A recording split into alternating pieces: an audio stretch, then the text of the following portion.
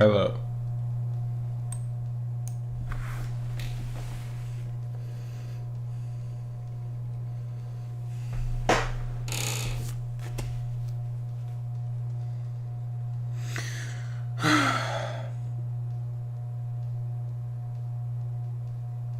Hello. Hey, Robin. Yeah, you are first. How's it going? Good to see you.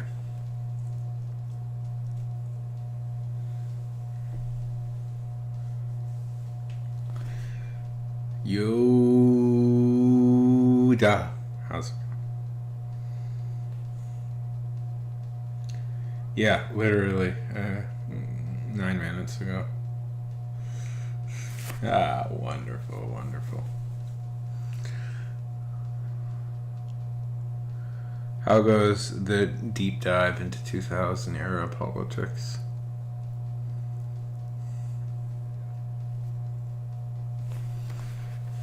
It's a little hot in here. Probably should turn the air conditioning on, but I don't feel like it at the moment.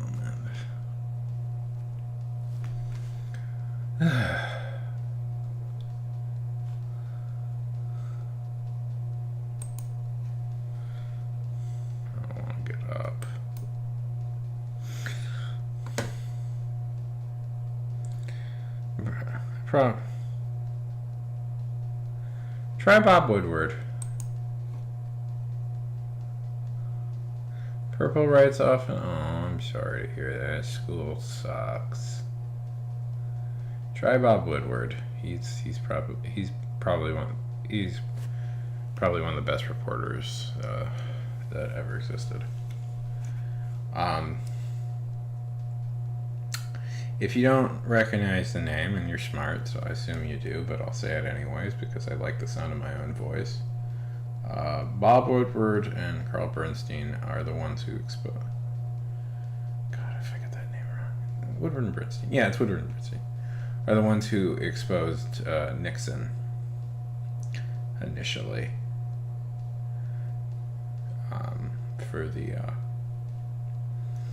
for Watergate. Purple, well, we're gonna write eventually. Oh, it's just.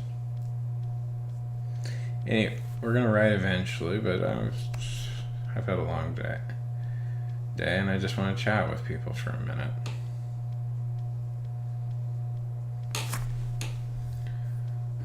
Let's see. Am I on YouTube? I should be on YouTube. Woodward and Bernstein, yeah. One second. I know. You hear my voice.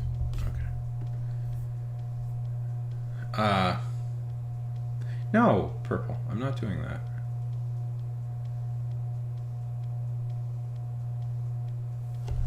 Anyways.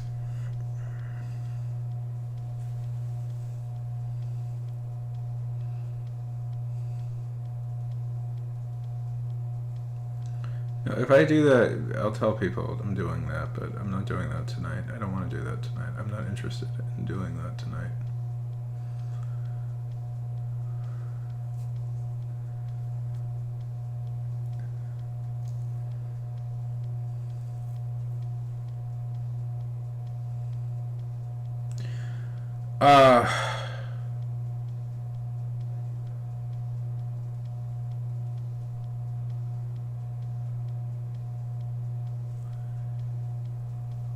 Anyways.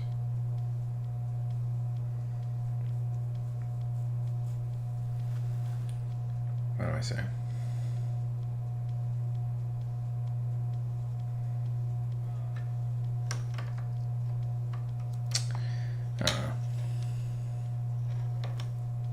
Fine. I don't know. I didn't run today. I not because I didn't want. I took a day off. It's important to take days off when you do that sort of stuff. You know, you don't want to push your body too hard, or you'll go limp. So I just went to Starbucks and drew for a couple of hours.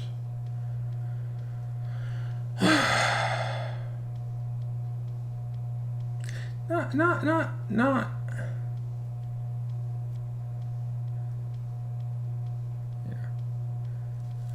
Not in the best of moods. Not in the best of moods, I have to admit.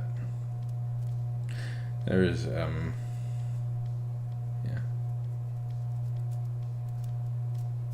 People. I don't know. I don't know what I'm. People behave are doing weird things that I'm not a huge fan of.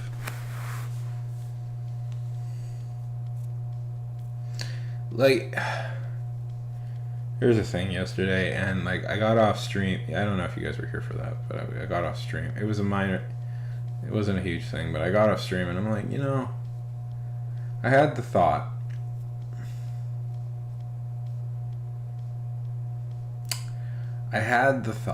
It's like, what am I really doing all this for?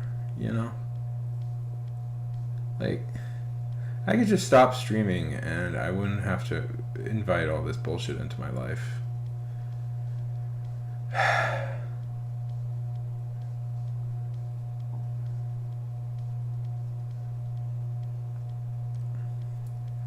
Sometimes I think to myself that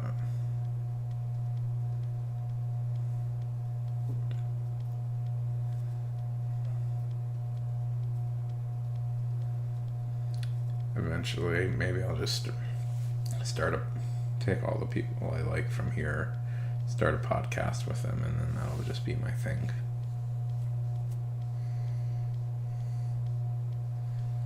Because it's like, I don't know. I'm just tired,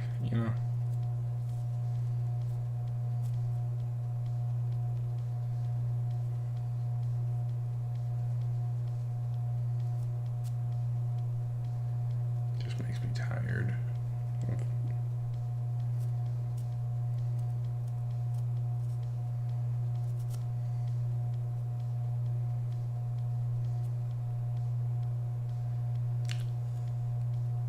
Oh no, just a general chat podcast. I did this initially so that I had a chance, because it's like my belief is that, the powers that be don't care about creatives unless they have their own audience. And, and then just sometimes I think to myself, like, what? I think about stuff I was passionate about. Stuff I was like really, truly passionate about. And somewhere along the line, that kind of got all ruined. And the stuff I liked, the stuff I wanted to talk about, the stuff I cared about became just pain, And it's like, I don't know what I'm doing exactly. It's just like, I don't know.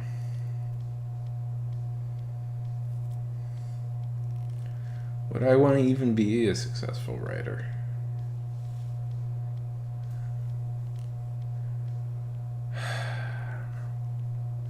I don't know if I...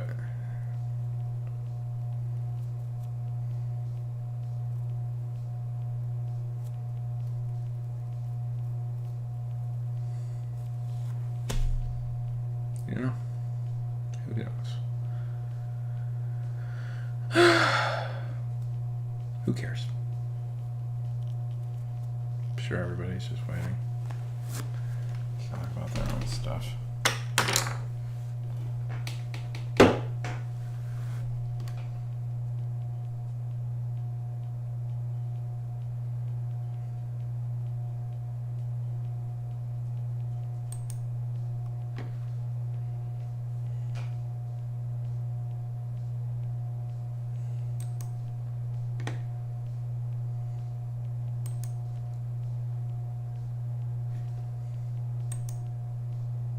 Sorry.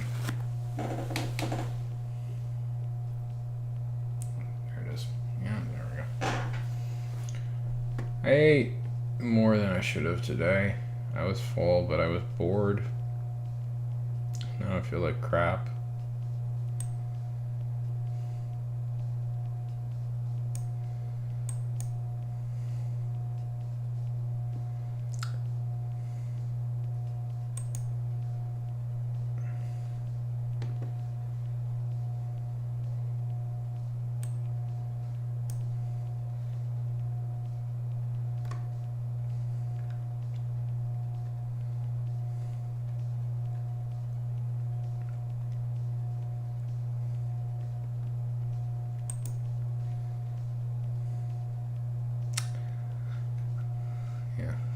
It is. It was something to do. I didn't even know if I was going to get on tonight. Like, this is something I've been struggling with for a while. It's like, is everything I love destined to just make me mad? Like, I spend so much of my life, like, trying to avoid things. I don't know. What if we, Robin, what if we just stopped trying to win things? What if we as a society just universally agreed, let's just stop trying to win. Let's stop trying to be the person in charge of everything. Wouldn't that be better for everybody? What if we all just agreed to do our own thing and not bother anybody else?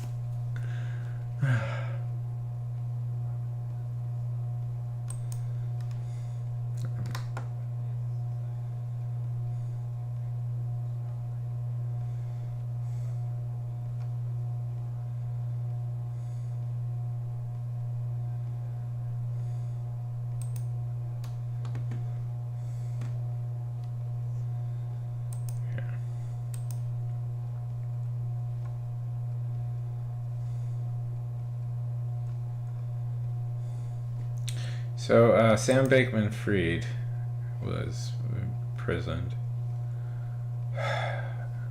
today, which is, you know,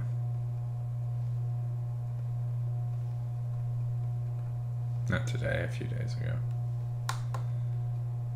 Anybody following the trial? I was following the trial.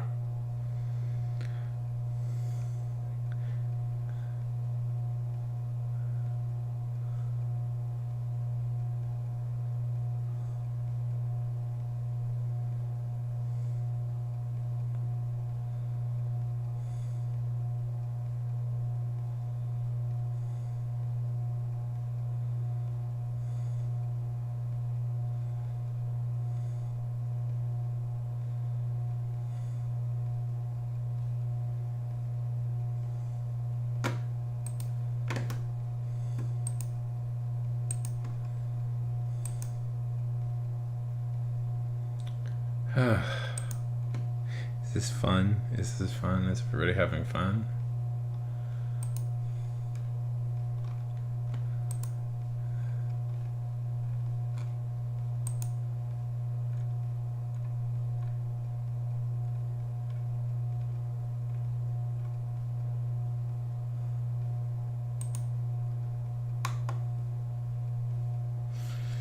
Sorry. I didn't read anything new today. I wish I did. Could have made a video, but I did some videos about Echo. If anybody's interested in Echo, when she gets her own show on Disney Plus. It's not a bad character.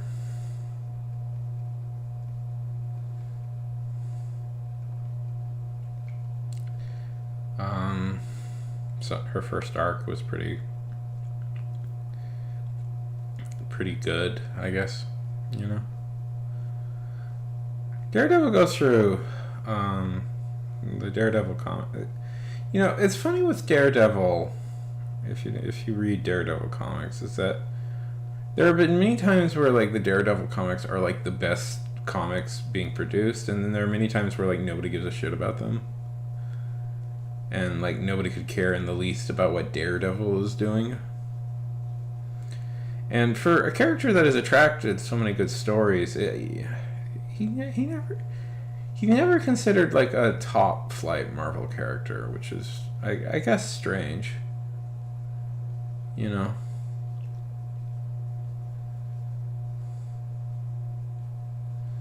Like, um, I mean, I know Frank Miller is not everybody's favorite anymore, and that's totally on Frank for doing that. Um, but his run with the comics was really famous. Like, that was considered one of the definitive comics of like the '90s was the Daredevil Frank Miller comics, and it's so funny when you read like the full series of that, like from start to Frank. The omnibus starts with a writer not starts with an issue right before Miller takes over, and it is so like the tone and the setting is so different. No.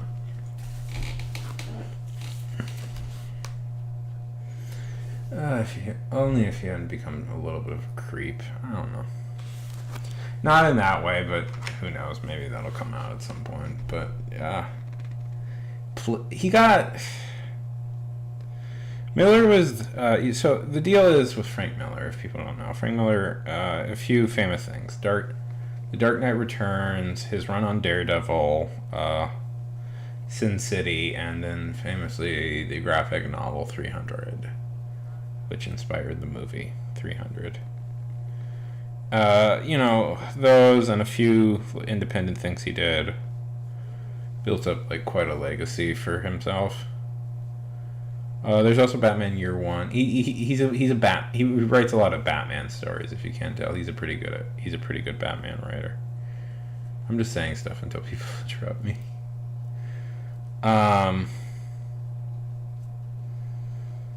Anyways, and then 9/11 happened, and that's a thing.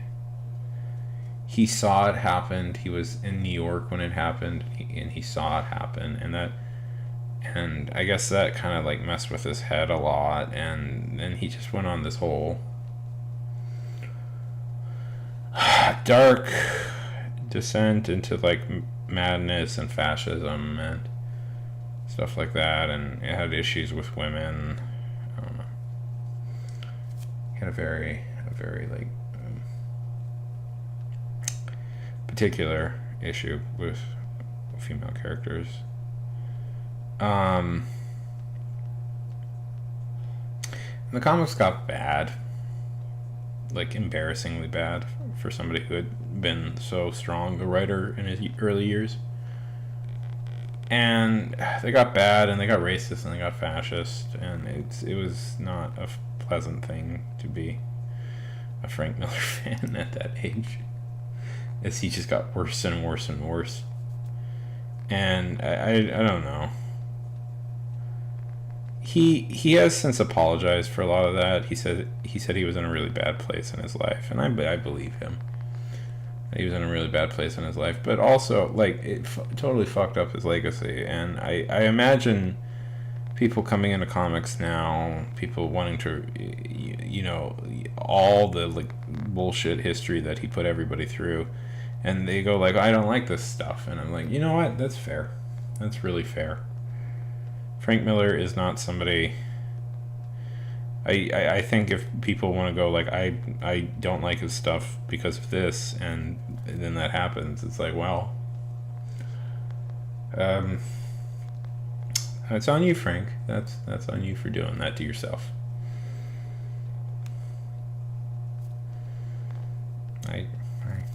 You supported fairly obnoxious people and ideas, and I gotta go to the bathroom.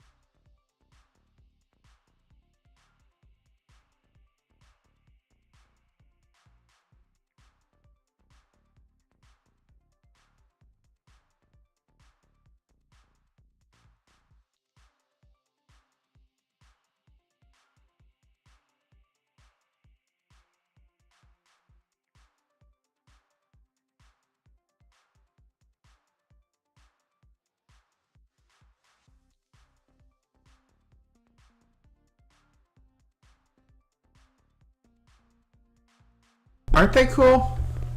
So what they are is, by the way, I'm using close-ups of some of them for my backgrounds on Twitch, on whatever.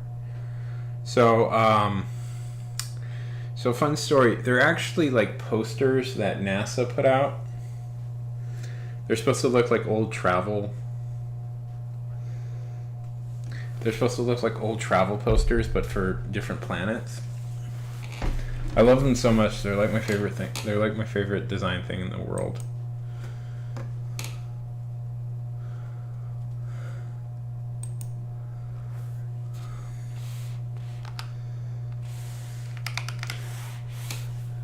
I've wanted to a couple of times, like just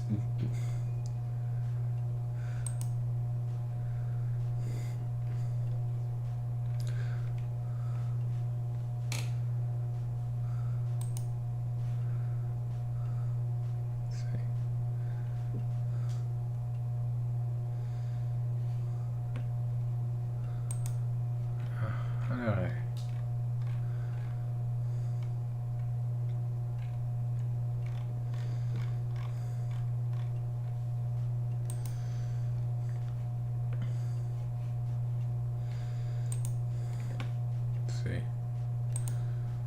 Nope, that's not what I want. Nice, good writing.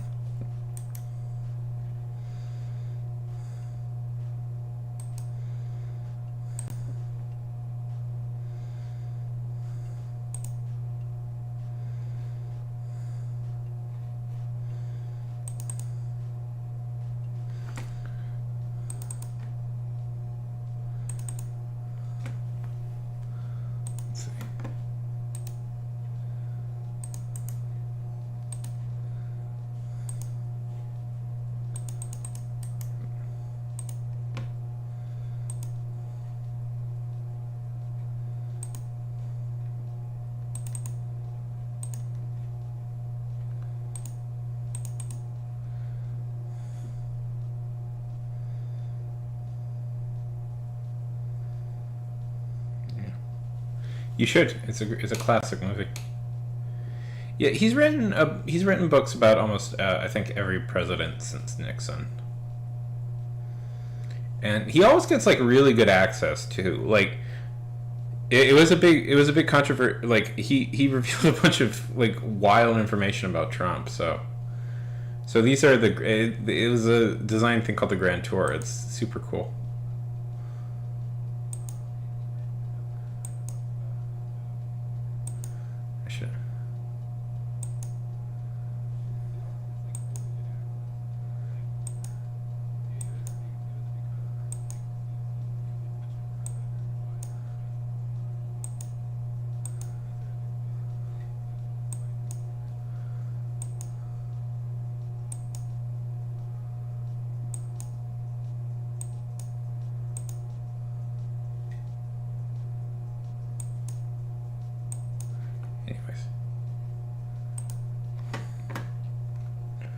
Uh,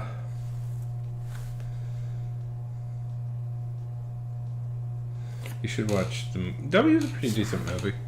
I would argue it's the last good Oliver Stone movie. Several critics I follow would argue Oliver Stone has made no good movies, and I don't know. I don't know if I'd agree with that, but it's definitely the last good one.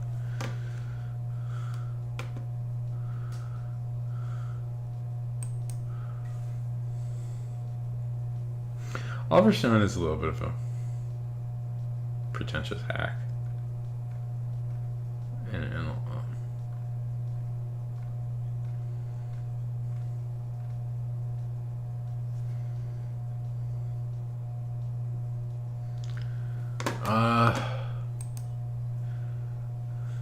Yeah, I said it about Oliver Stone.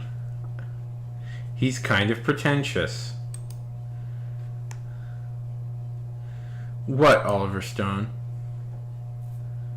I had a professor in film school who used to work with him. I don't give a shit.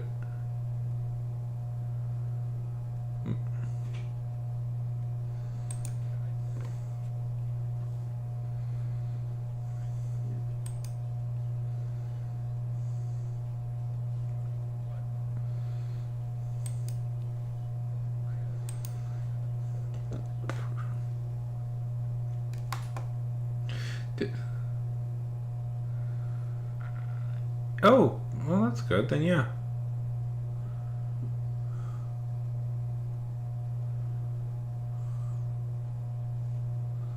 Then do that. Do that.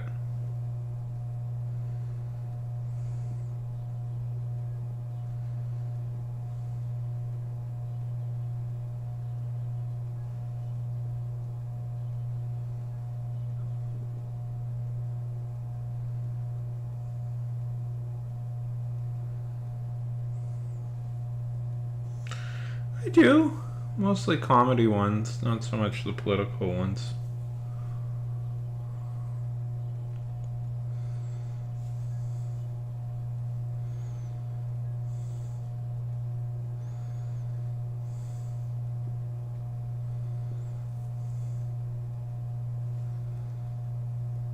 Um,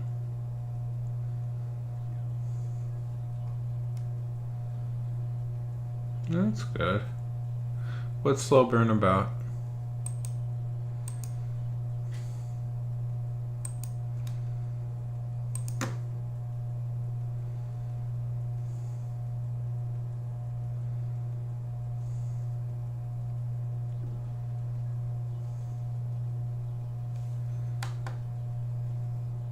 Uh,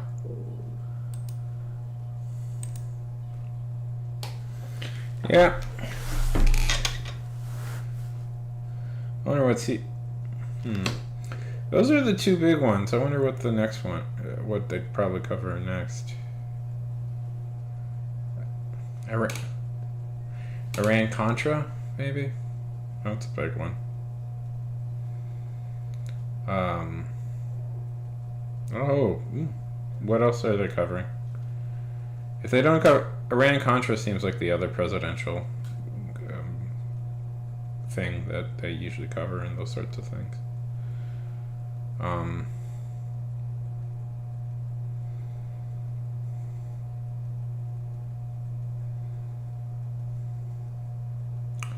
I'm just trying to think what else you could cover. I mean, there's a lot, but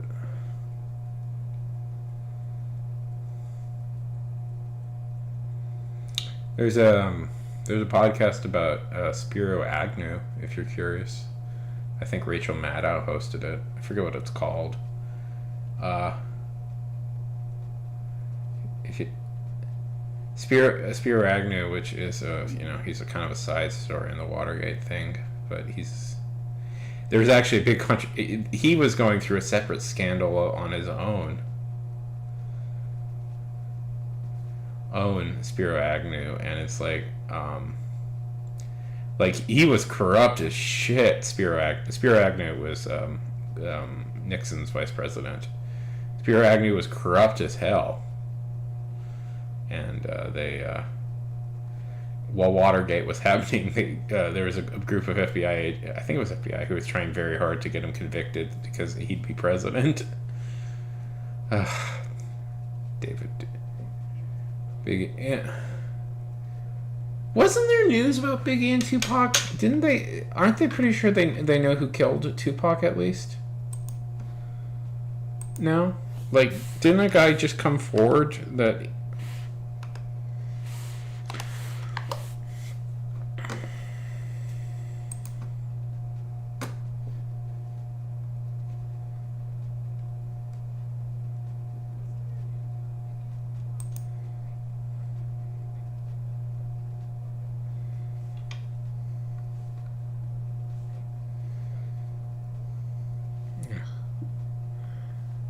Yes.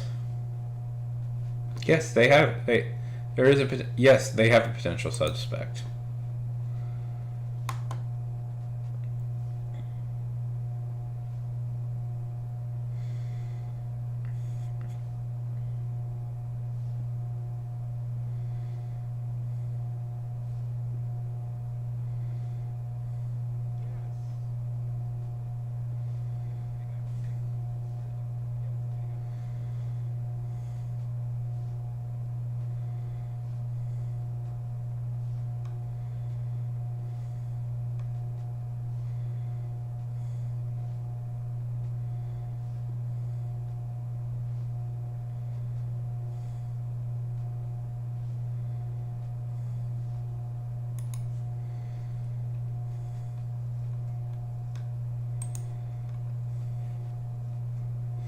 Oh right, the guy confessed to it in a book. That's how he's like, yeah, I wrote a book where I said I killed him. And it's like, oh,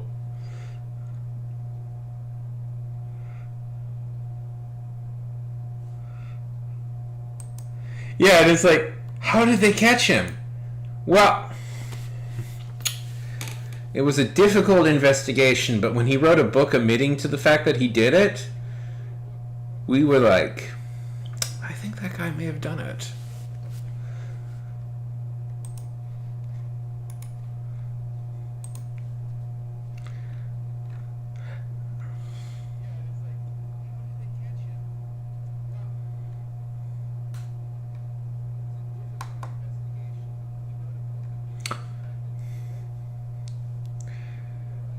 I don't know. Okay, admitted to himself that he provided the gun used in the drive-by shooting.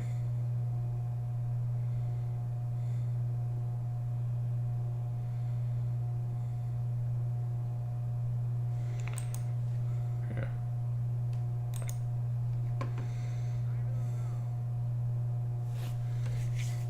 I don't know, Robin. Did he do it? The world may never know. Yeah. Well, according to him at least, he's the one who ordered it and gave the gun to do it, so.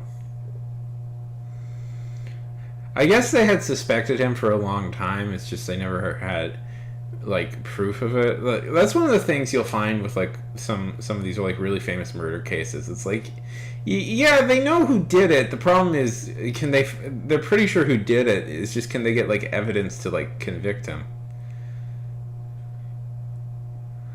Uh, I don't know. He was, I don't know the full story either. This happened, I believe the death of Tupac happened several years. Let's see, when was he killed? 1996. So, okay, I would have been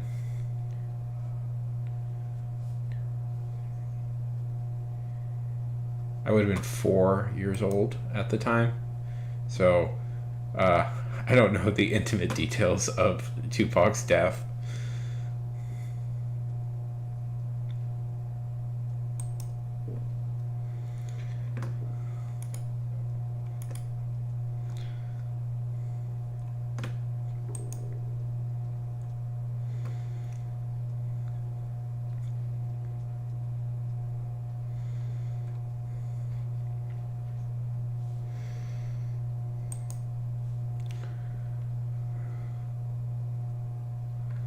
Oh, he was with Suge Knight. Oh, that's always a good sign.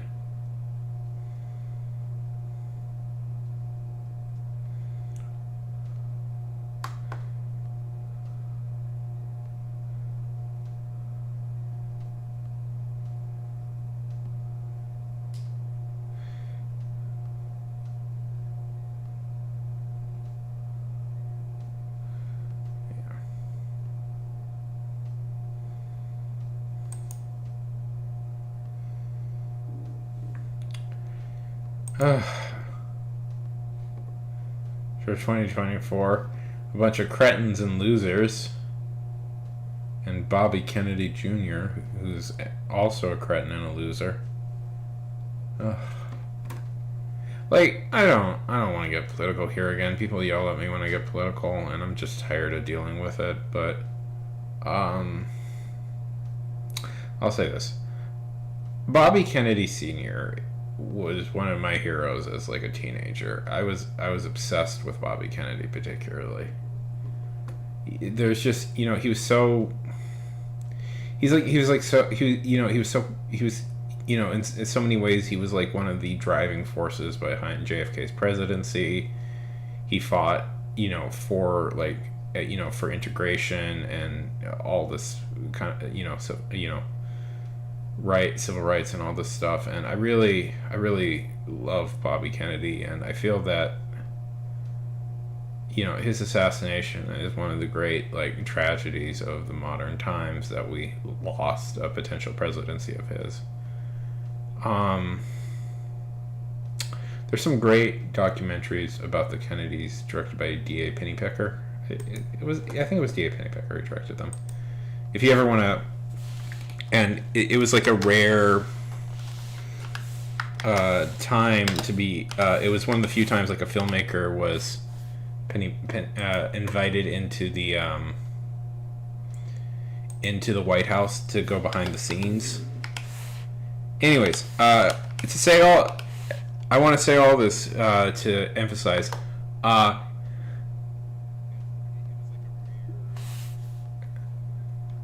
His son is a fucking idiot and a moron who is hurt. Fucking idiot and a moron, and I hate him. I was Robert Drew, and Pennybaker was just one of the.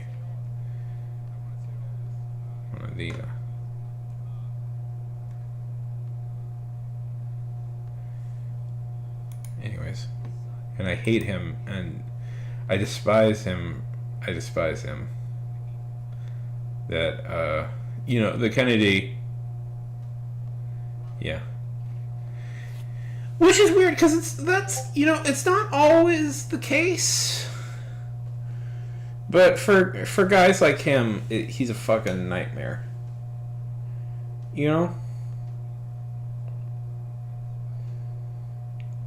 There's been some okay Nepo babies that have not done terrible and when brought up to the big leagues, but yeah.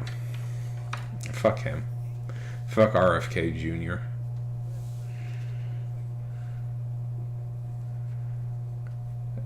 I used to hero worship the Kennedys just a little bit, but if this is how it's gonna end, fuck it. Just fuck it. Who cares?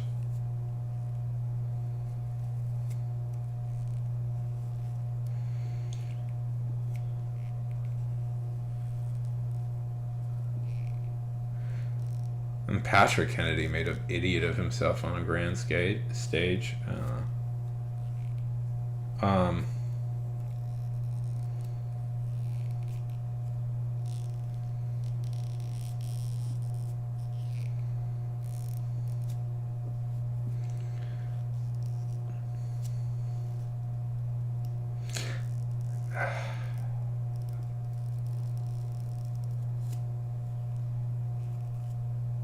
Anyways. Yeah, but who was Trump's initial DA? It slipped my mind the guy's name. Because what made me really negative to him was when he dealt with that guy initially. Not Attorney General. That's what I meant. Trump's.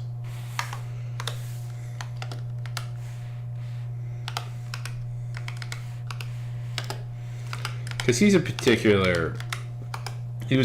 particular odious figure.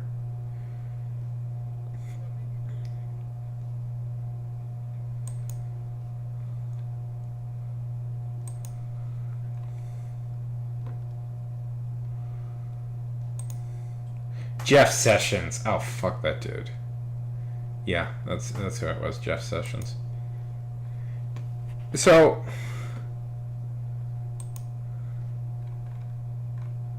yeah. Let's see. There's a little bit of history with Jeff Sessions and the Kennedys that is important to understand. Yeah.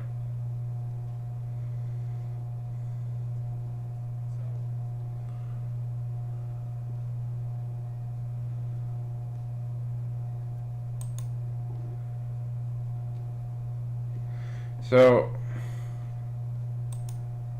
anyway, Sessions is a guy who isn't racist, but who's not. No, he is racist, but he'll say he's not racist. But his like, yeah. No, I haven't. Well, because I would understand the context, yeah. Have you seen this? Have you seen the clip of George H.W. Bush vomiting on the Japanese Prime Minister.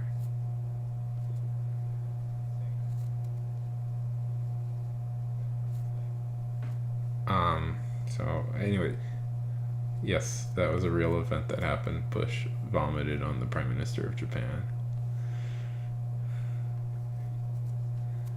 So to finish what I'd say about Jeff Sessions is Jeff Sessions was a notoriously awful person who worked very hard to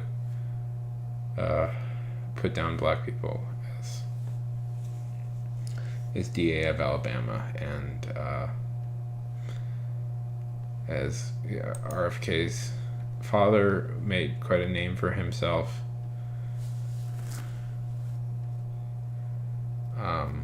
Particularly fighting for particularly fighting for desegregation in where was the in Alabama? It's a little bit horrible. Anyway.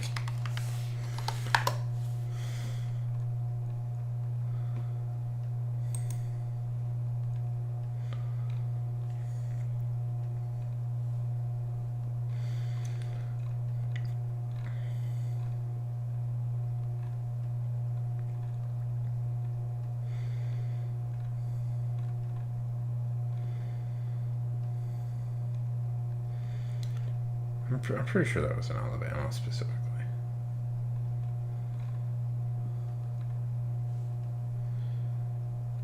Sorry, I'm all distracted today.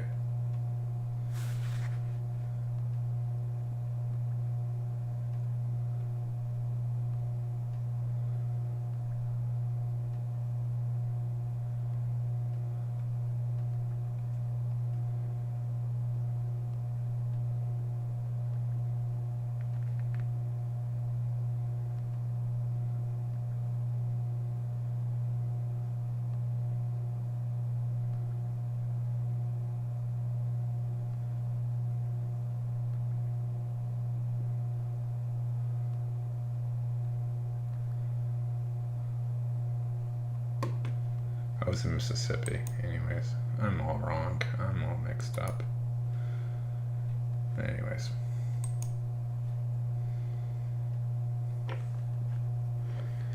I'm all mixed up. I'm sorry. I'm tired. I'm tired and vaguely sad because I don't know what I'm doing with my life. And, I was passionate. The things that, things that I had been passionate about yesterday seem pointless to me today.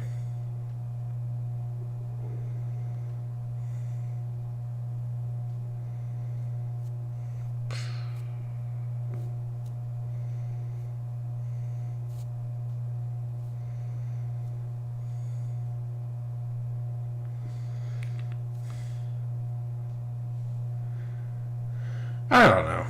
It's probably far enough away from. I kind of went late, so I would avoid talking to somebody I know falls asleep early. I don't know. Somebody I don't know. Can I say honestly? I'm so tired of just talking endlessly. If media is like, I don't know. I feel like nerd media in particular got hit hard with people's bullshit expectations about things. And it's now the single most toxic thing, just genre fare. Talking about any sort of genre fare is hyper toxic to discuss. You can't talk about video games because people will scream at you and try and dox you for saying maybe you didn't like certain games all that much. Comic books, people have their whole fucking lives bound up in liking certain superheroes. And it's I just want to enjoy stuff and talk about that stuff, but anytime I do, I invite the most obsessive people in the world to get mad at me. And it's I don't know. Robin, it makes me want to just get into things that nobody gives a shit about and that be my stuff.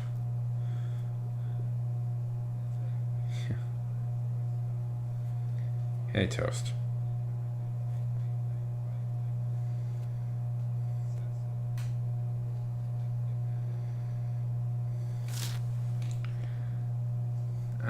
I don't know.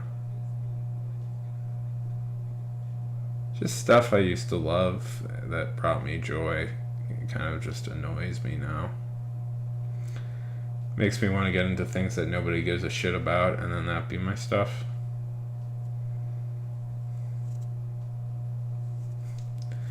No, yours is fun. By the way, I'll say this, Robin. I don't know if TikTok is listening to these conversations or not, but I don't know. It's on my phone. It's on my phone, but I have noticed I'm starting to get more than a few. I'm starting to get more than a few like TikToks promoting books about political romances. I don't know what that means, but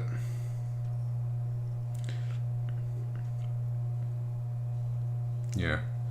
But specifically political romances, Toast. Because that's the type of book Robin is writing. It's specifically political romance, political romance. Yeah, I've gotten a few. It is interesting. I try and follow like small writers on TikTok just to help boost them up, but fictional.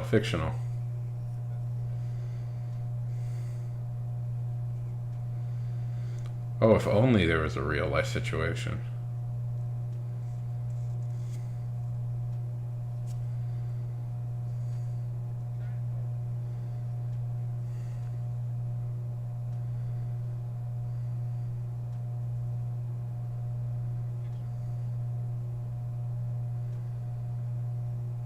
It's fictional. It's fictional politics / romance. About real. Well, Robin's the writer, so we have talked about it quite a lot. Yeah. Oh, oh, yeah. It's 100%. I do find it funny that romance books go through such weird like trends. Not that it's bad or anything. It's just funny that it goes through such hyper specific trends. Like last year, I kept hearing about hockey romances. Like everybody got in. Oh, be quiet.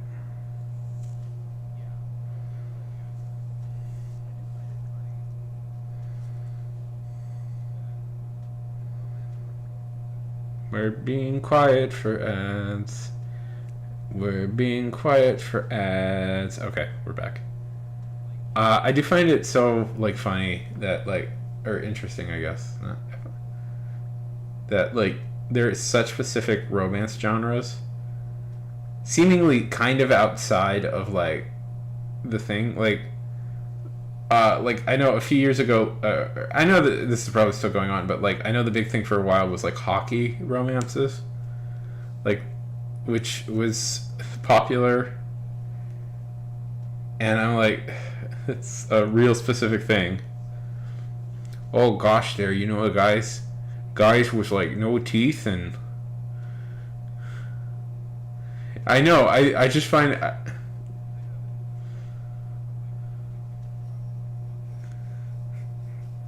Well, they all end the same.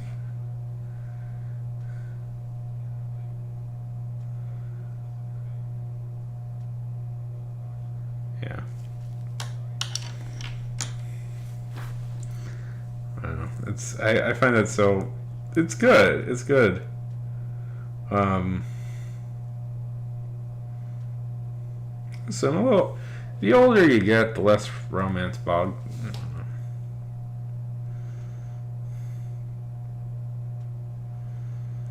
Surely that has to exist.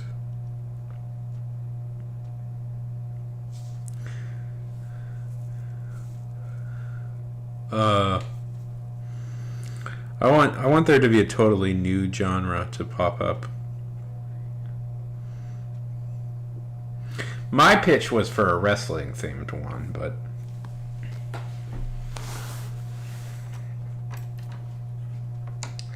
yeah, what could there?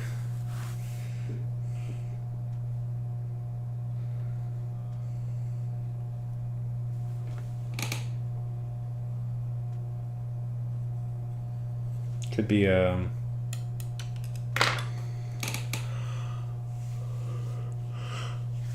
let's just create. Let's create bullshit. You know, let's just create bullshit.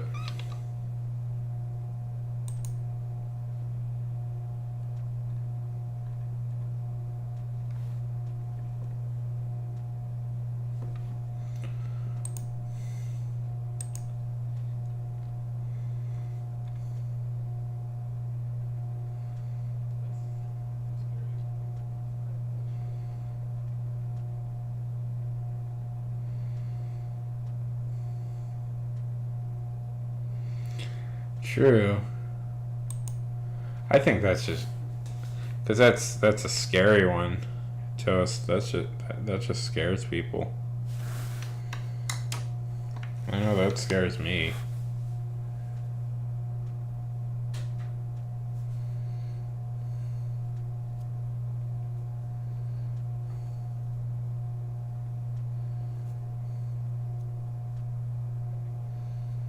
Yeah. Family Guy, iceberg speed.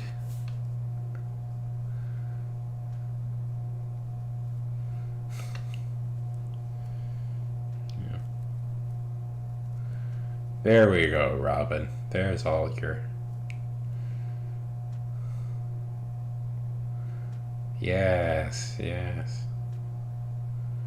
And I like what I'm saying is like we should just. I just want to get into stuff that nobody gives a shit about.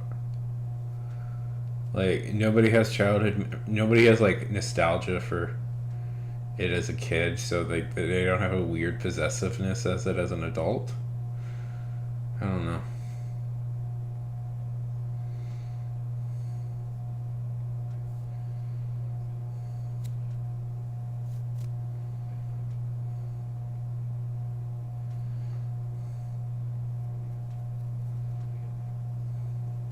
Yeah. Let's there was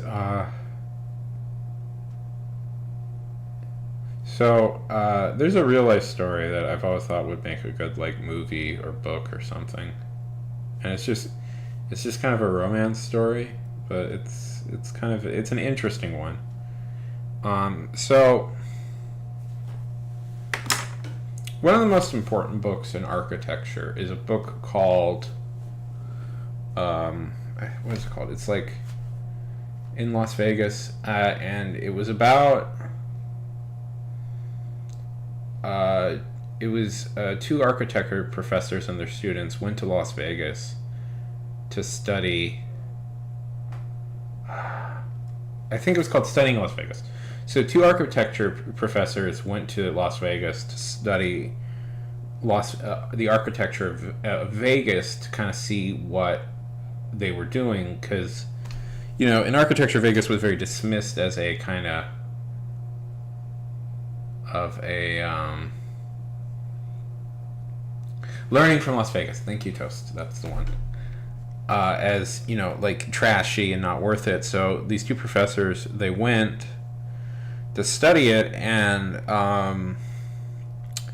it was a man and a woman, and they had been friends they had become friends in at college, and they were.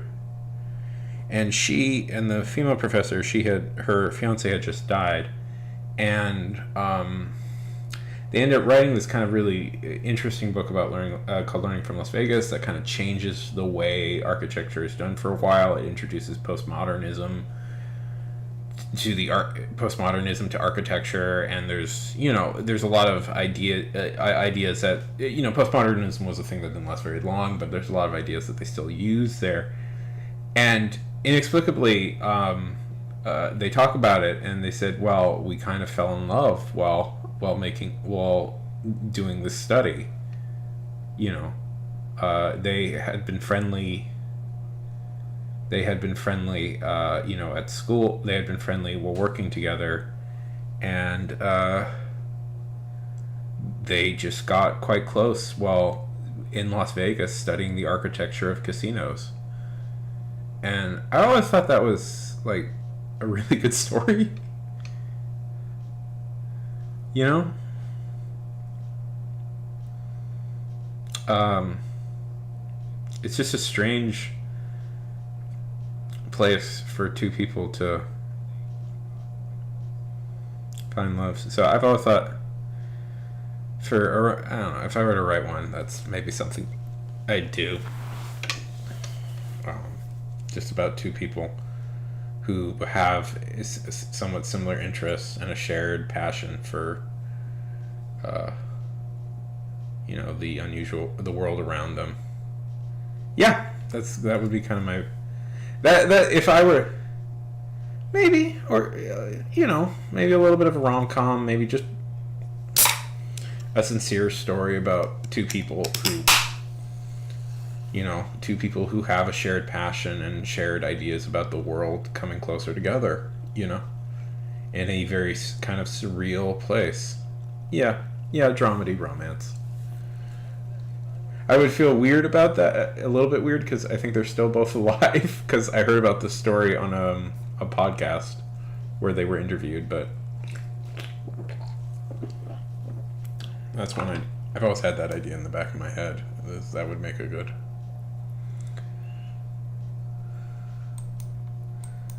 I don't know.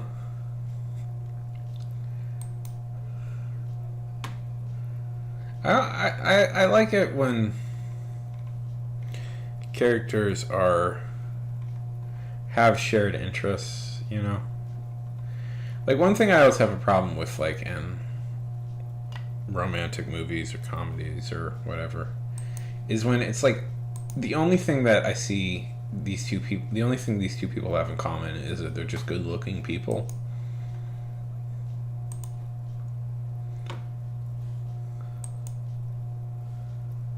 And that's it.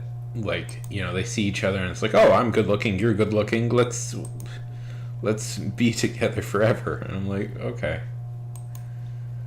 You gotta have something, it has to be chemistry.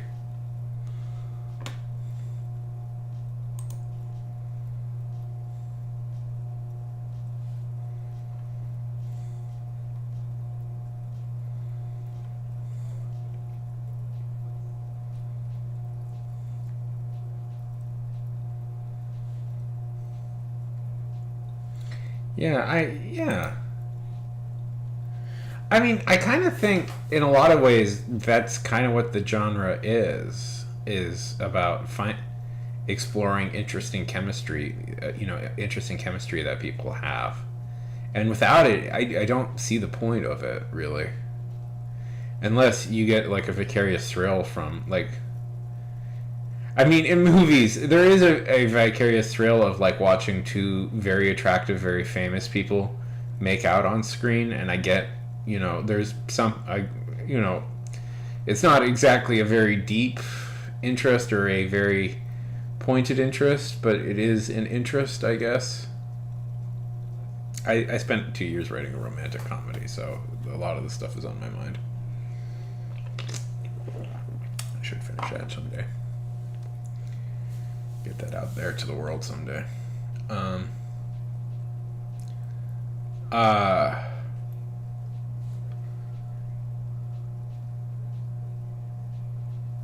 Yeah.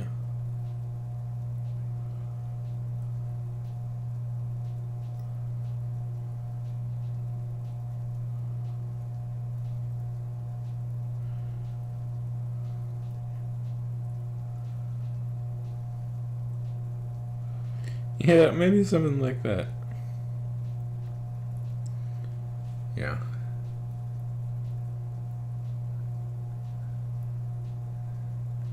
Get food. Well, I think well, I'll wait for Robin to expand on that thought a little bit, but I think, at least for me, I think I would I think I kind of vaguely agree with that, but it's a little bit more.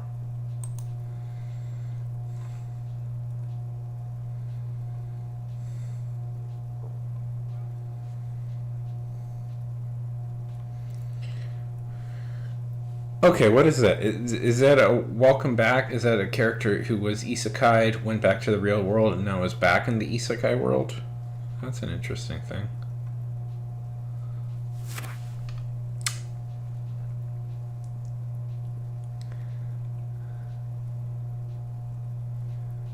Oh, he comes back to nothing.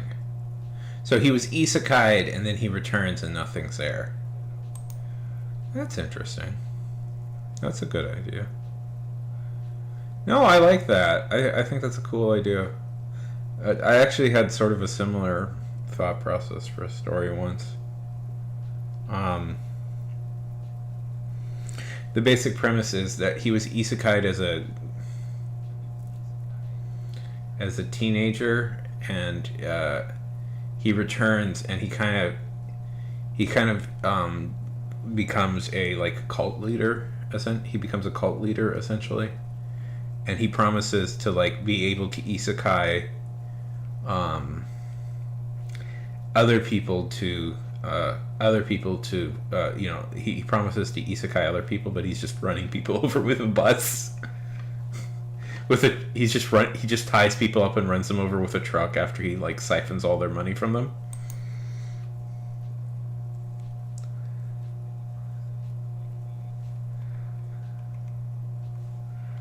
I should.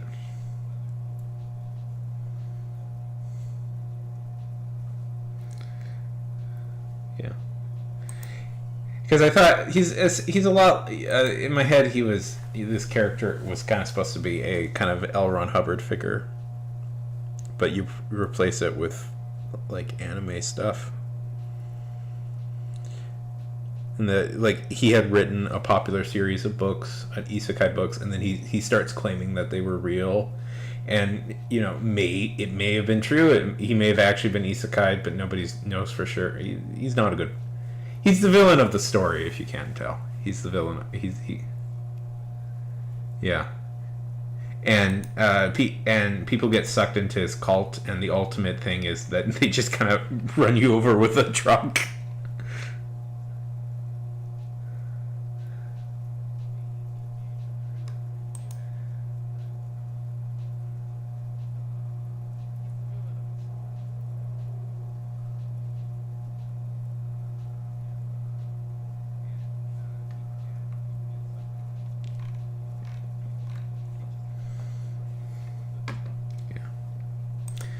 I should work more on that idea.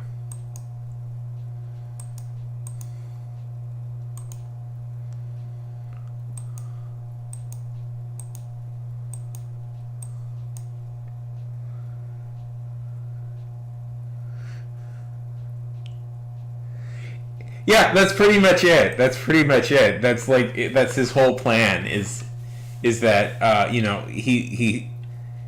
he strings you along with promises for a while so that he can get all your money, and then he'll just run you over with a truck. He's like, "We have done it! We have sent him to another world!"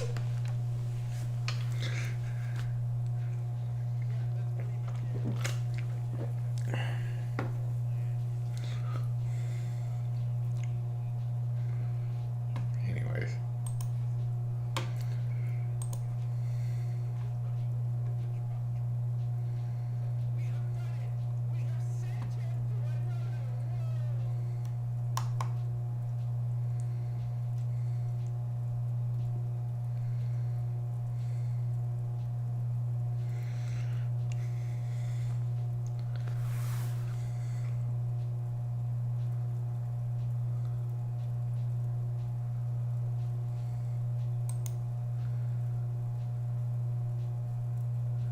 Yeah, stuff like that.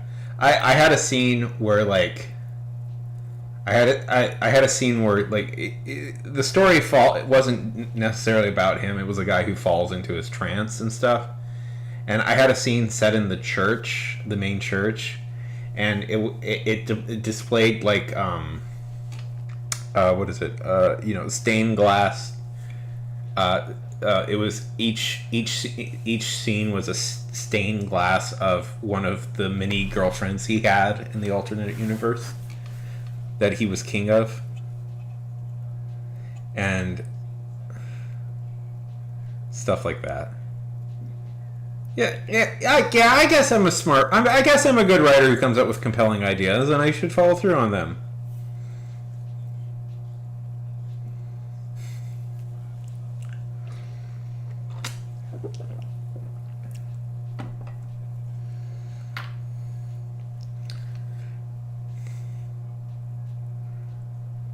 I have not heard of this.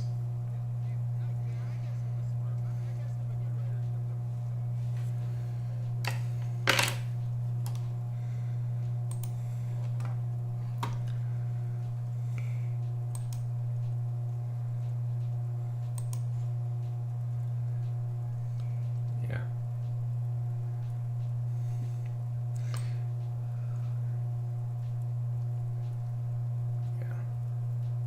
I like your idea though, by the way, because I think we can. I had another one.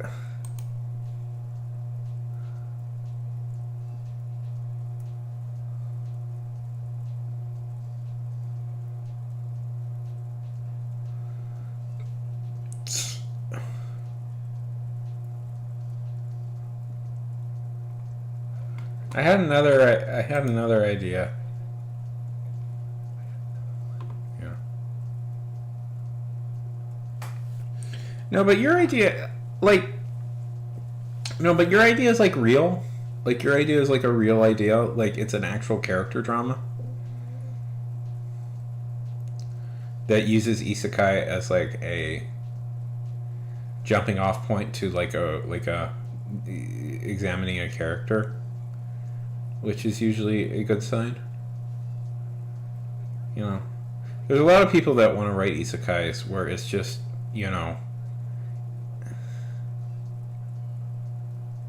it's a it's just kind of a version of themselves where they get to be the most powerful, most beloved person in the universe. I don't know. I have trouble with that. All my characters are kind of losers in a way. Yeah. Yeah. I think that's a good idea. I've had a few ideas because isekai is interesting. Well, okay, isekai is interesting because it's in many ways such a conservative genre, and I don't mean like politically. I just mean like what people want out of it is so rigid in a lot of ways that you can kind of fuck with it, and you can kind of fuck with it in a lot of ways, and you can do new things to it.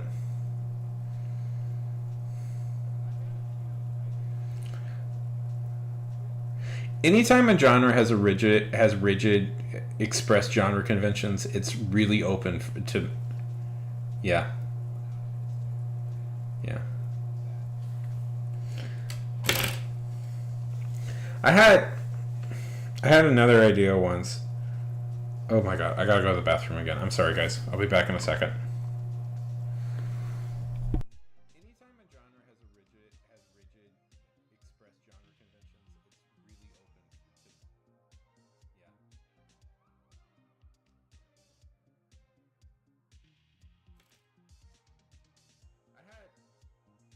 had another idea once. Oh my god, I gotta go to the bathroom again. I'm sorry, guys. I'll be back in a second.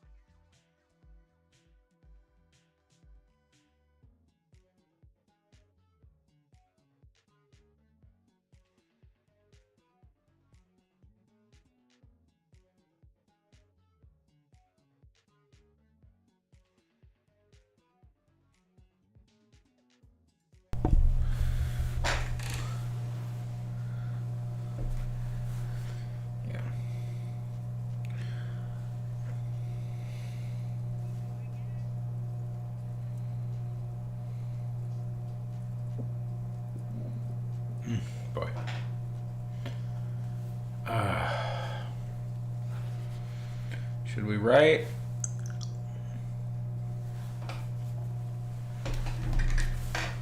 I ate too much. I don't know.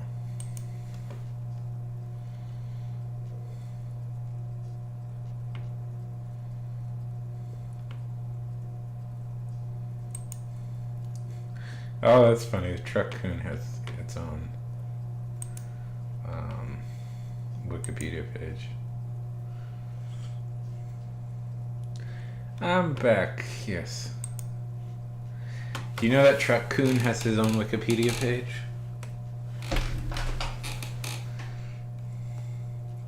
I once saw. Isn't it? I heard that there's a manga that's explicitly about. Yeah, that's literally what I was gonna bring up. Was yeah. That sounds funny to me. That sounds like a funny idea about the guy who like transports everybody to. I'm always fascinated by like the background people in any like genre story. Like you wonder what like that guy's whole life like if I were to hear about that, like that would be my first question. Like who's the guy driving the truck? What's his deal?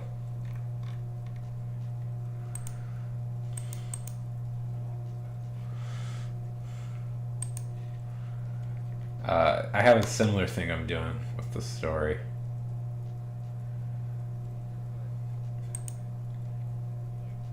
I'm working on.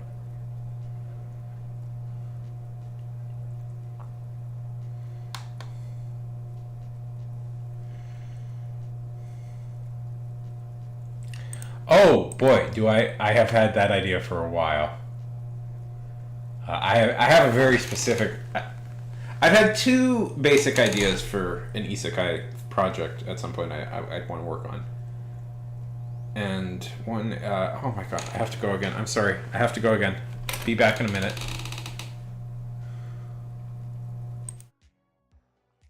Oh boy, do I have had that idea for a while. I have a very specific. I've had two basic ideas for an isekai project at some point I'd want to work on. And one, oh my god, I have to go again. I'm sorry, I have to go again. Be back in a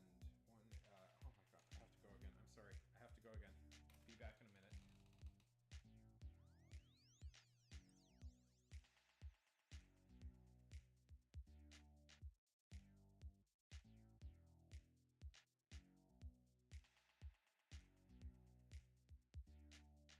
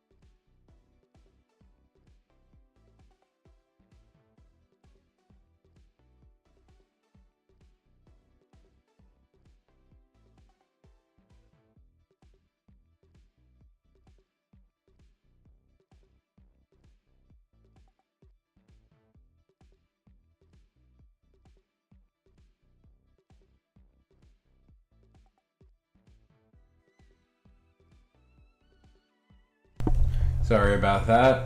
My stomach is acting up on me, which is annoying, but it's okay. What was I saying? Anyways.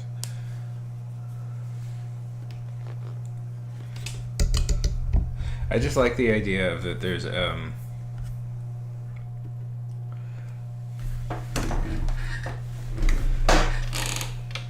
guy, like there's people whose job it is to get like the normal everyday nerd who's destined to save the universe to the location he needs to be.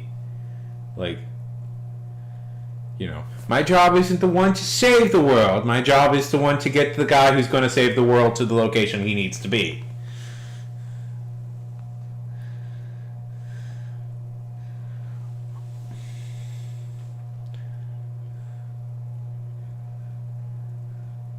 Yeah. Yes! Yes! It's an alternate universe. Ja. Jason Statham is the transporter.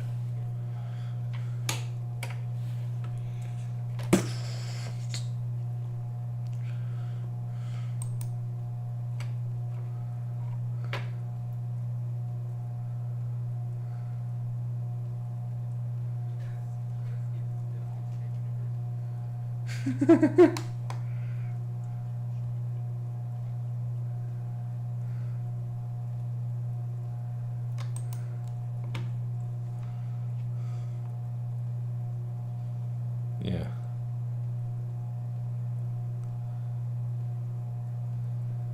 Yeah, to bring in heroes, and it's always like, it's like, okay, I know he looks like a loser and an idiot, but trust me, this. Listen, the form says that he's the guy that we're gonna say he's gonna save the universe. You get like, what if it's like a whole big company that's responsible for this? Like, I had a short film idea once. I don't know. I feel like all my ideas are secretly just one long idea.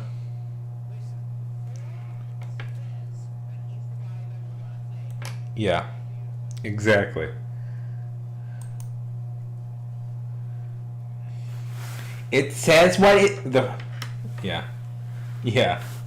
But I had a idea for a film once, and the basic premise was that it was about an alternative universe. Well, there's a lot of ideas in it, but it was basically like there's a way to, like, you can escape if you're in like a lot of trouble. You can escape your universe. Like there's a secret like company that can help you escape your universe. And the way they do it is they find an alternate universe and insert you into the new universe just after that version of it. It was pretty much that Rick and Morty episode, but I came up with it first, and then Rick and Morty kind of did the idea that I had in my head for a while. But it was about like a company that helped people prep to enter alternative universes, where they weren't where they could escape from a variety of different things. I thought it was a fun idea. And like basically the main character was a guy who prepped people to escape to different universes. Yeah, exactly. And it was about like a company that was in charge of all that stuff. As a kid, I was quite obsessed with the idea of alternate universes. Yeah. Yeah. So, like, I always had a lot of ideas around them. I think they scared me a little bit, but they also fascinated me. Just, I had another one where, like, the basic premise was, so there's an alternate universe. So I had this idea that there would be a guy named Steve. And Steve was the only constant throughout the whole universe. No matter what happened, Steve had to come into existence. And in every universe, Steve is like the single most successful, most amazing person. Like no matter what happens, that the version of Steve that exists becomes like one of the great people of all time. Like they're like like they become president, they become like a Nobel winning scientist, they become like a doctor that like all these like amazing achievements. And except for our protagonist, who is Steve, who's an absolute loser. Like for some reason the version of Steve we follow is the only one that achieved nothing and has done nothing. Sure, that costs cash. Feel free to pay me, Buttercup.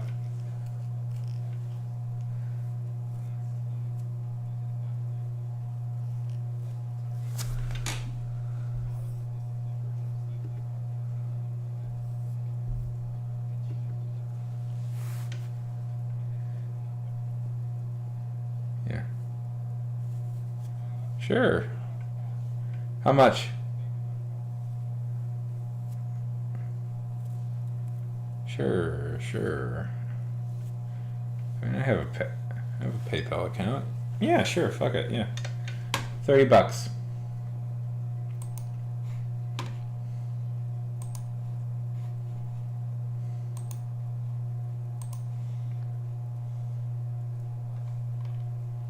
One second. Let me go. I haven't used this PayPal account in a while. Here you go.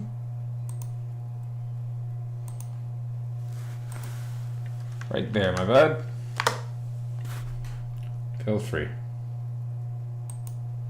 I will check.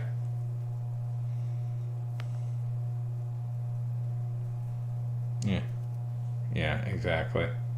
It's like, well, you're gonna do something great, and it's like the whole bit is like, no, he really is just this absolute loser. He does, yeah, I don't know. Not at all. Me thinking about my life, no. You know.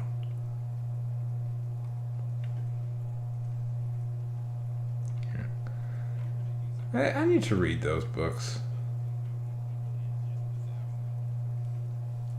I like the idea of those books so much.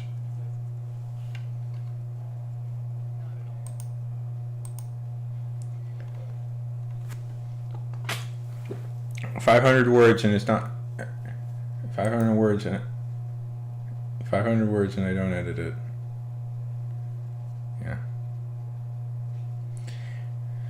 I do find the Warhammer stuff to be a little bit self-serious at times, that it's kind of ridiculous, you know?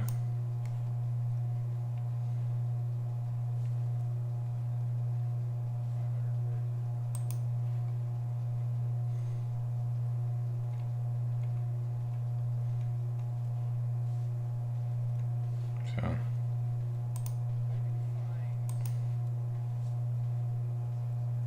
Yeah, exactly.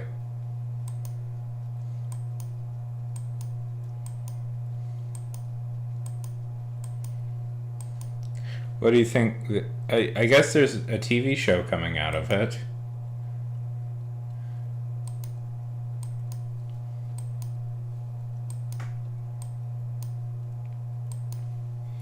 With Henry Cavill? Did you hear? Henry Cavill likes video games and nerd stuff, but he's good looking.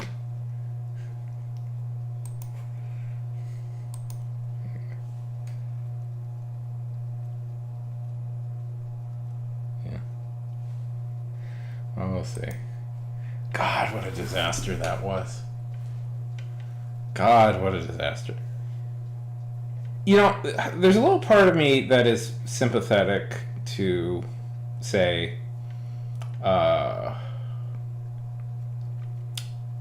writers on these shows.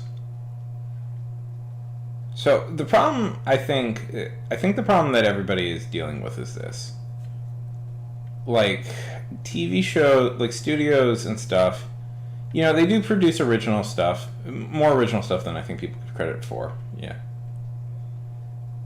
Well, kind of not. He was good casting, and the show was strong, but then it just kind of went off the rails. The Witcher stuff went off the. You know, there was those huge behind the scenes fights, and nobody was talking to it, and then Cavill. You know, he said he quit, but you know, they probably just let him quit, and they were going to fire him. It's so bullshit and complicated. Um, you know, like nobody gets fired in Hollywood usually. Like people just say I had scheduling issues, and then that's it. But so okay, so I'm gonna like briefly like throw sympathy um, at the writers. Also, if you're still there, I get the right to, I get the right to uh, reject your thing if I don't like the subject. Anyways, uh, but uh,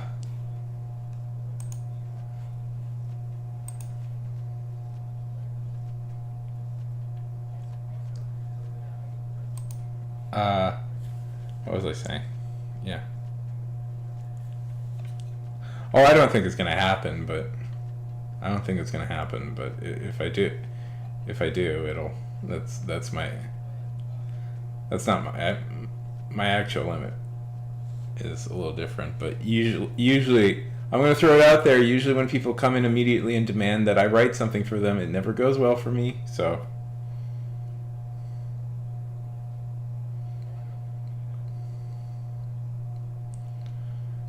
that's my price. Little way to make sure a writer streamer is not immediately on edge. Don't immediately demand stuff from them. I do try and mess with it whenever I get requests. So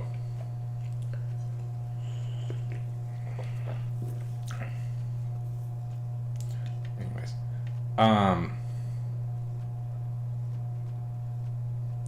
yeah, and I'm not going to edit it either.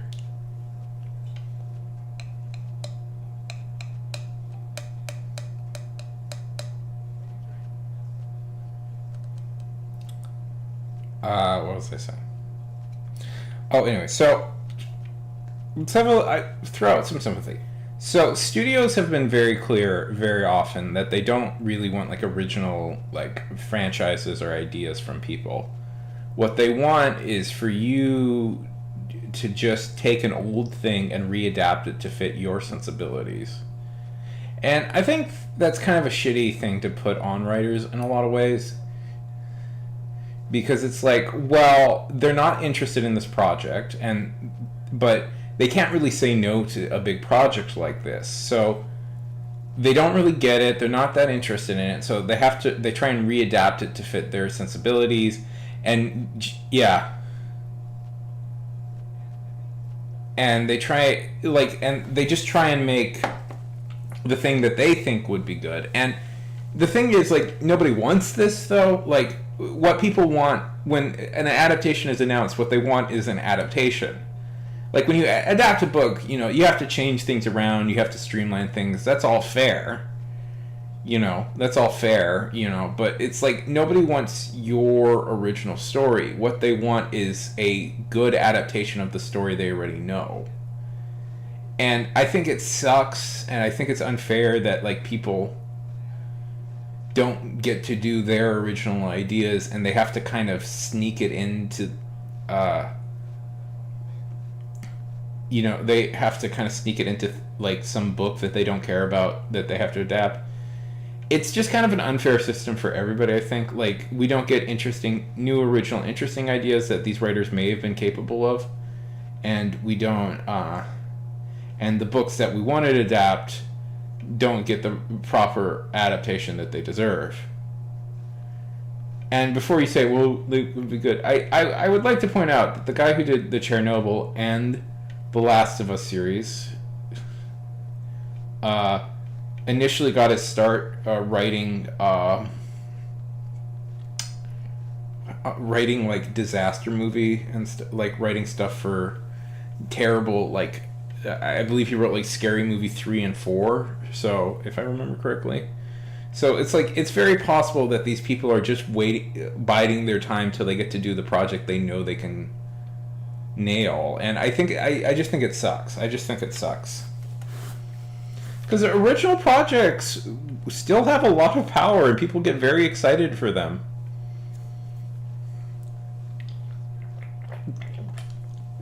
Anyways, I think it sucks because I think it puts... Yeah.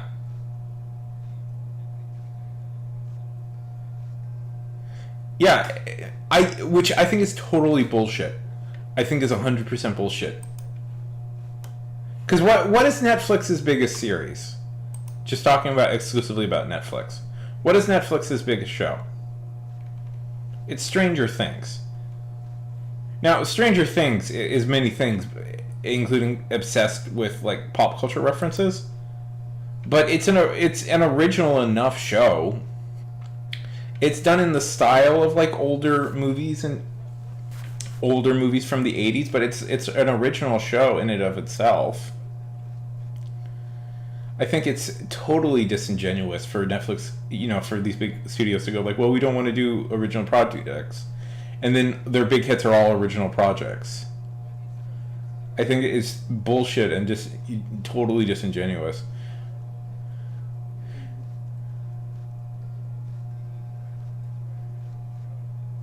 The conspiratorial-minded of me would say that one reason why they favor, say, original adaptations over original projects is because the creative team isn't as essential to that, so they can boss around creatives more. I don't think that's 100% true, but I do think that's an added benefit. Like, when the star of the show is the adaptation itself and not like the creative, I don't. It's a little bit difficult. Like, people like how to. Yeah, I just think it's disingenuous. I don't know. I think it's disingenuous. I think it's bullshit. The most successful brand in the world is Star Wars, and Star Wars was an original cinematic project. It was quite indebted to the movies of the past, for, George Lucas was very obviously indebted to several, like, major genres of the things of the past, but it was its own thing. And I think that's the key to it, is being indebted to, like, the blockbusters of the past, but doing your own thing with it. Like, Stranger Things, in many ways, is very indebted. Stranger Things isn't my favorite show in the world, but I see why it's a show that has cachet. Like, Stranger Things is indebted to two people in particular. It's indebted to Stephen King, and it's indebted to Steven Spielberg. Particularly it. And then there's a few other things, but I would say that's the main inspiration, King and Spielberg. Two icons of, like, the two pillars of, like, 80s film, 80s, like, childhood nostalgia movies in a lot of ways. And I know that's weird, but it is really true for Stephen King. And, but it isn't a direct adaptation of those. It does its own thing, sort of, with the material. I'm not the hugest... If you can't tell, I'm not the hugest fan of Stranger Things, but I get it. So it's like, just look, like, people want, like, yeah, I feel it has a lot of problems that I think people, I don't know. But I get why it's popular.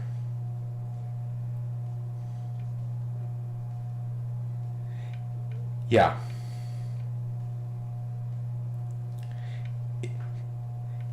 It's, you know what it is? I'm going to throw this out there. It feels a little bit like Ready Player One, in that one of the reasons people really like it is because it references a ton of shit. And I'm like, okay, but is it a good movie besides that? And people always get on me for this because it's like, well, it references a bunch of things you like. Why don't you like it? It's, well, because I'm not like I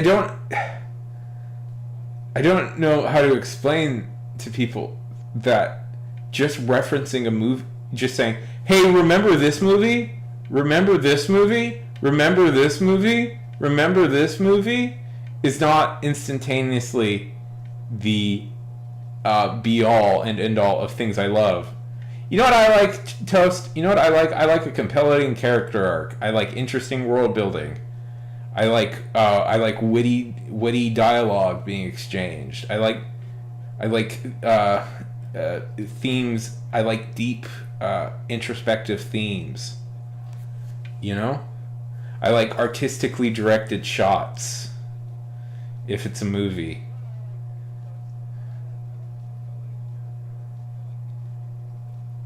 Yeah. You know, I like all that stuff.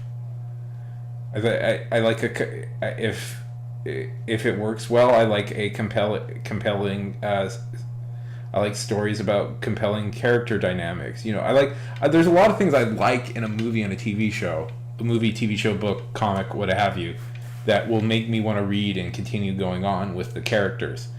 What has never sold me is just a character going, "Hey, remember Ghostbusters? Remember Back to the Future?" Whew, that is a good question. Well, there was well, the best piece of media that I consumed recently is, where is it?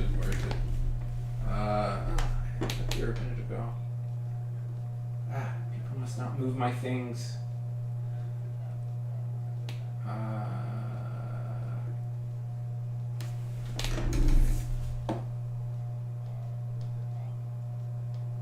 Where is it?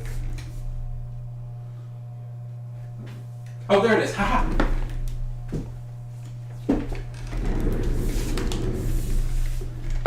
Best thing I've consumed in a long time. My favorite piece of media I've read is this comic book Sabrina, which is a fairly dark look into modern internet culture and conspiracy culture. It's about the murder of a woman named Sabrina, and the conspiracy theories that people in how conspiracy theories erupt out of her death, and how it affects the people that surrounded her, the people that surrounded her life, and the emotional damage of the fallout of that.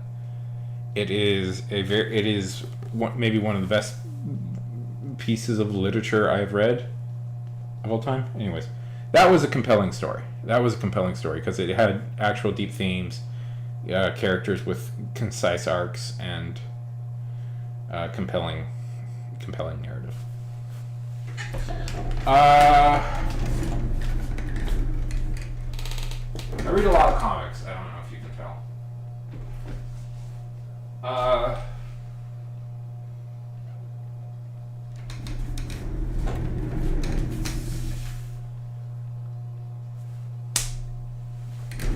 What,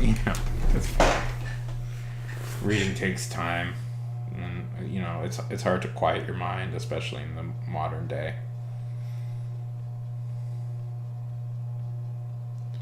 Yeah.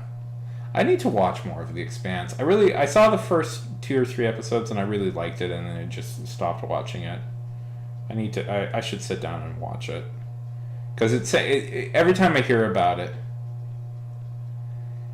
Yeah, but it's sort of like that, but, yeah. Yeah. but like there's nothing supernatural going on. It's very grounded and realistic. It's like like there's a whole part where like one of the main characters is one of the main characters is her boyfriend, and there's a whole scene where he goes there's a scene where he goes on a rant about how he's going to hunt down her killer and discover what happened, and he's going to go on a revenge thing. And then literally like the next scene is like they just find the guy, and they found the killer, and he'd already killed himself before like any justice could happen. And we find out he's not really like there was no like government conspiracy. It was just like some lonely guy who was like depressed. He was just some lonely like internet incel guy. And it's stuff like that, it's just like, and it's just characters like who have to like, the world, like they don't get to change the world just happens to them, and it's just how they have to deal with that. And I feel that's very like realistic in life, is because so much of your life is not really that you get to make a choice, you get to make a choice that changes the world. It's more about how do you deal with what will happen to you, yeah.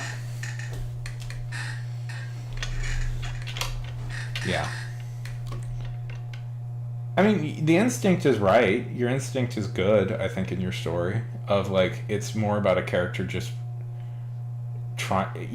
I like that you're using it as a metaphor for a real thing. Not that. Listen, I don't want to yuck anybody's yums about fantasy or stuff. Like, I get it. I spend a good deal of time reading about people in tight costumes with superpowers, like riding through, swinging through New York City. It's like, I get it. It's fun, and we should do things because they're fun. We should embrace the fun in the world, and I want to embrace the fun in the world. But there's also a place for like realism and just very like character-driven drama. And there's something compelling when you can combine both the absurd sounds like I'm talking down to it, but I'm really not. Like the romantic, fantastical side of it with the down-to-earth drama-based side of it, down-to-earth drama, and it's like nailing that is like that rare thing. If you can do both of those at the same time, that's magic. That's magic. There's something magic in being able to pull something like that off. And I don't totally know,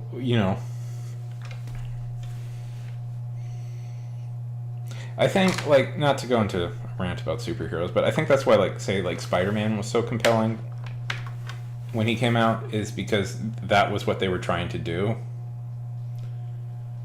Yeah. Exactly.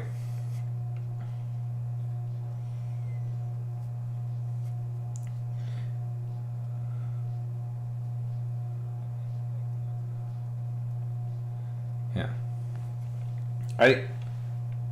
Yeah. Exactly. If somehow you can nail the drama of like the real human condition, and also give people fun genre things, I think that's awesome. And I heartily encourage anybody to reach for that sort of like big dream thinking. That's what I'm trying to do. Hey, Wei, how's it going? We're theoretically doing nano today, but we're just kind of talking just generally about life at the moment. Are you ready?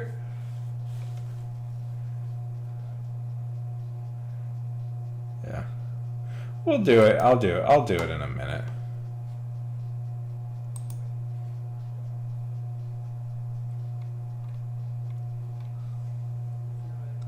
Are you participating in NaNoWriMo?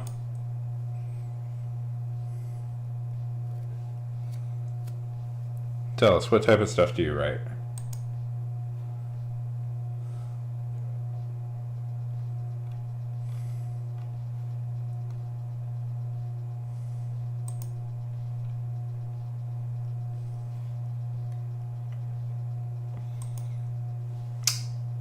Nothing better. Equal only to those beautiful nonfiction pieces.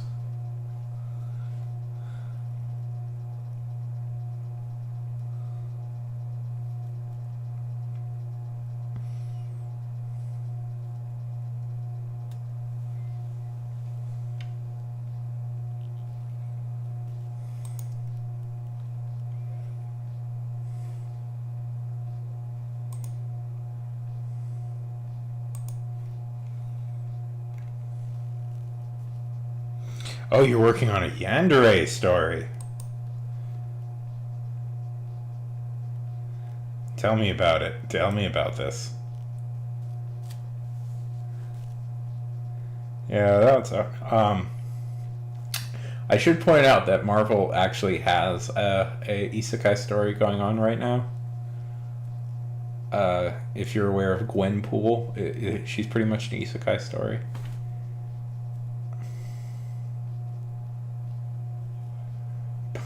Yeah. Gwenpool.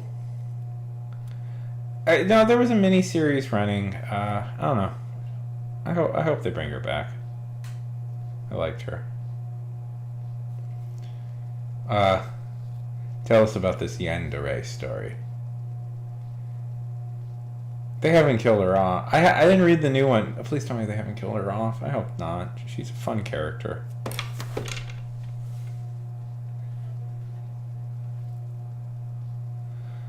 Oh, well. Hey, never say never.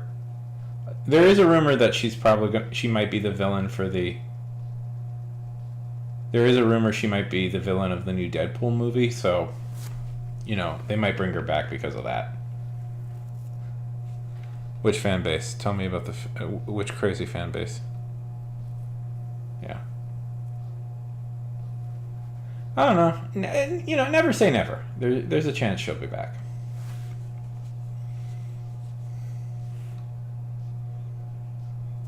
Yeah.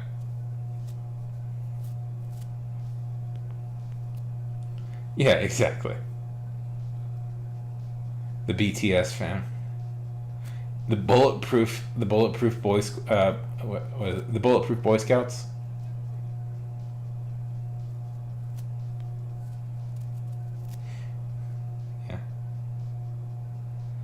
Yeah, it's pretty intense. BTS, yeah. Did you hear about that one guy?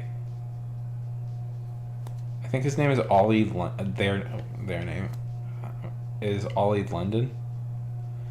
Who has spent like hundreds of thousands of dollars trying to look like one of the members of BTS.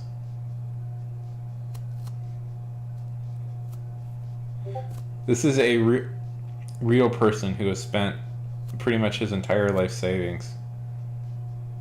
Yeah. Well, wait. I would argue that he does not in any way look like any of the members, but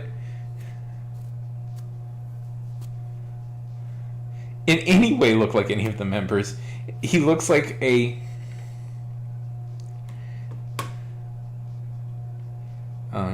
At a certain point, you gotta go like, that's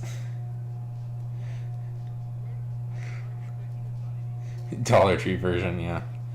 I mean, you gotta go like, okay, I'm gonna throw it out there. If you are a plastic surgeon and you're operating on a guy who's had like 300 plastic surgeries because he's trying to change his face to look like a certain celebrity, you know what? You're a shitty person. This is a person in the grips of a issue. Yeah. Yeah. Like, he has no, like, they can't operate on his nose anymore because he has, like, no cartilage.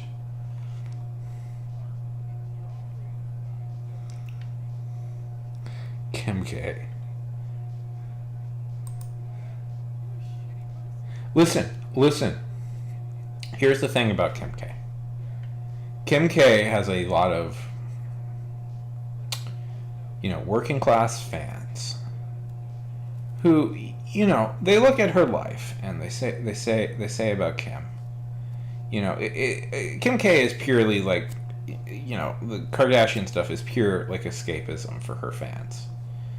You are a working class woman out there who like loves Kim Kardashian because she lives essentially quite a charmed life, and I don't think anybody would disagree with that. She gets to go to exciting locations all the time, date exciting people. Yeah. Exciting people, and I get, it doesn't personally appeal to me, but I get the love. I get why people would fall for like that. It's escapism. It's pure. The Kardashian show is just pure escapism.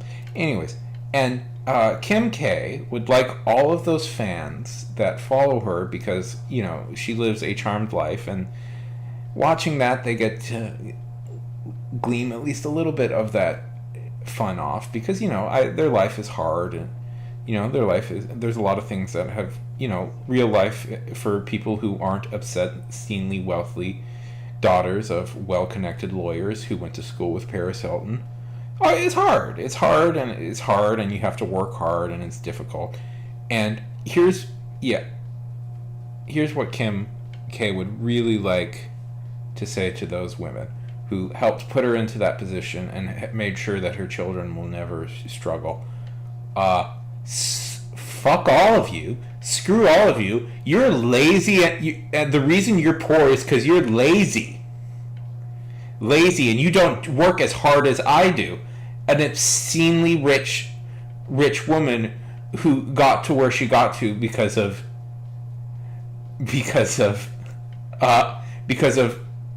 being hyper connected to some of the wealthiest people in the world.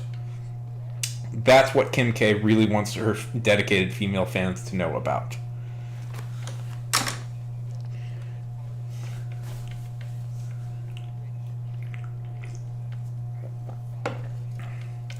Kim K is hyper privileged. She's one of the most privileged people in the world. And there are many things out there in the world that matter more than Kim Kardashian being rich that I give a shit about. But the fact that she has the gall, the fucking gall, to go like, yeah, the reason you're poor is because you just didn't work hard enough. It's like, Kim, shut the fuck up. Shut the fuck up. You don't know what the fuck you're talking about. The reason you are successful is because your dad was well off. Your name was famous, and you went to school with some of the richest people in the world. So shut the fuck up. Be appreciative of your fucking fortunate lifestyle and the fact that you were as lucky as possible to be born at the exact right time, to be in exact right time in the exact right place, to be as lucky and fortunate as you were. I get all life is difficult. Yes. Everybody has had difficulties in their life. Everybody has struggles in their life. And I get it, you have struggled in your life, and that's fine, and I sympathize with that. But to go up there and like try and tell people that you are some self-made success story, shut the fuck up. You are not. You are one of the most privileged people in the world, and you got to where you were by exploiting that correctly.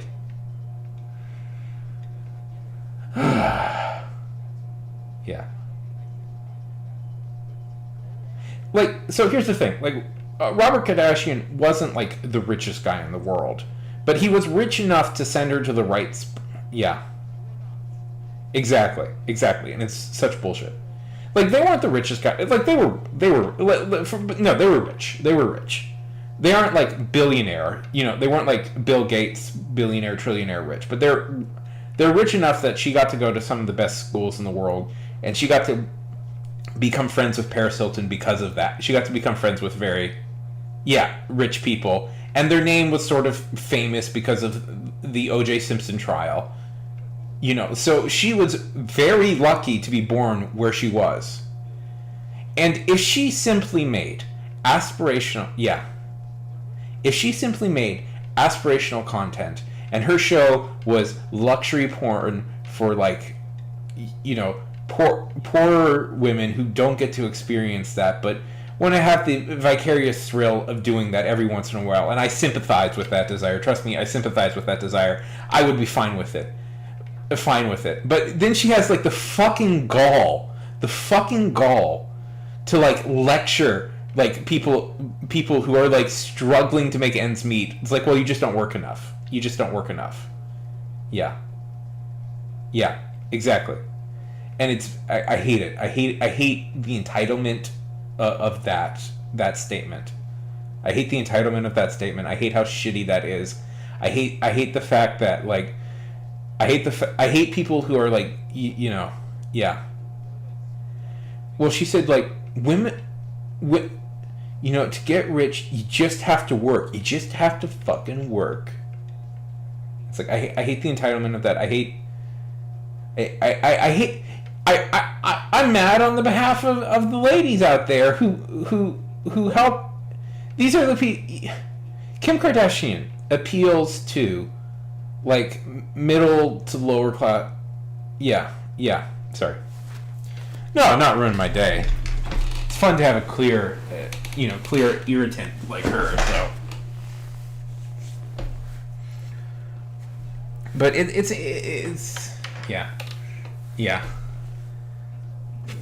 I had been perfectly content to let, like, somebody like her exist in the periphery of my life and only learn about her when, like, checking out at the supermarket and seeing, like, magazine covers.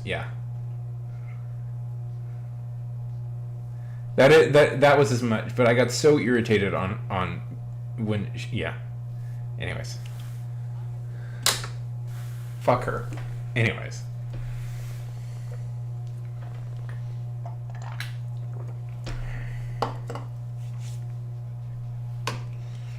I did support her attempt to help. I do think. And what's funny, not to go too far into this, but I want to say one more thing. What's funny is people get mad at her for the wrong shit. So, like, there was a big controversy online where she was promoting trying to help rebuild a church in Armenia. So, if you don't know the history of Armenia, very basically, there's a lot of things, but Armenia is a hugely complicated history of Armenia. The Turks are current Turkey and Azerbaijan. The Armenians. Turkey and Azerbaijan right now are conducting a genocide against the Armenians. It's horrible. Anyways, they did it in the past, and they're kind of doing it again. Okay, so Armenia, the Kardashians are Armenian, and Armenia has one of the oldest churches in the world, and there's it may be one of the first countries to officially declare itself a Christian country. It's either them or Ethiopia. Anyways, the center of, like, Armenian life, or, like, Armenian Christianity, is this. There's this ancient old church in Armenia that's kind of the center, and it had been damaged recently, and she was supporting, like, fundraising to help rebuild the church. And I was like, okay, unambiguously a good thing. That's what, like, somebody like her should be using her celebrity for, is, like, to help rebuild that. And people got really mad at her for doing that. And I'm like, no, this is a good thing she's doing. You should get mad at her for all the bad things she's doing. You should get mad at her when she's being a shitty person. This is a good thing.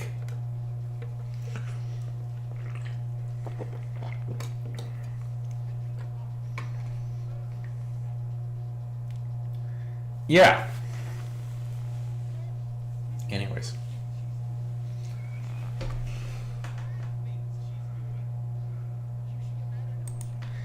Isn't it? Isn't it? It's like total like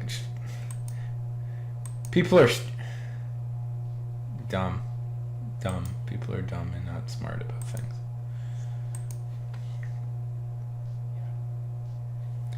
Yeah, I'm not a huge fan of it, even though I'm on a ton of them. Follow me on TikTok. Yeah. Yeah. I yeah. Like listen, does Mr. Beast I don't like the way people treat Mr. Beast as like a modern day like messianic figure, but like at least he's doing good, you know. At least he's doing good. I'm happy that there's a YouTuber out there who isn't like a. I'm happy there's a YouTube out there who's like not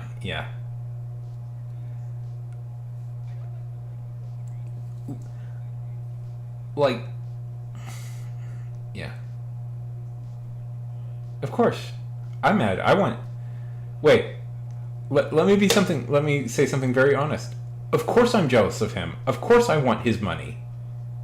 It's crazy. It would be crazy for me to look at that and go like, of course, I want to do those things. That sounds awesome. I'm jealous of anybody with a lot of money. Yeah. Yeah. It's like you look at like somebody like you look at like garbage, like the pure garbage of YouTube, which is the Paul brothers, who have done nothing and in many ways have actively made the world worse. And Mr. Beast, yeah. No.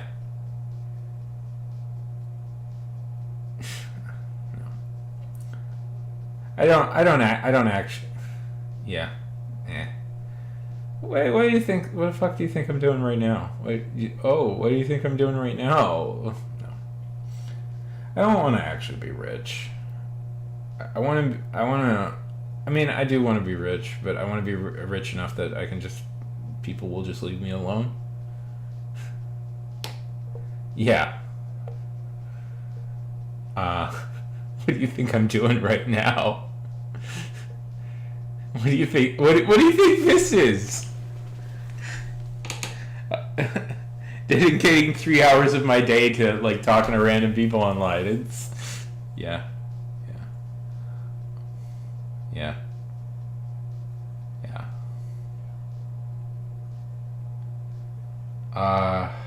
No.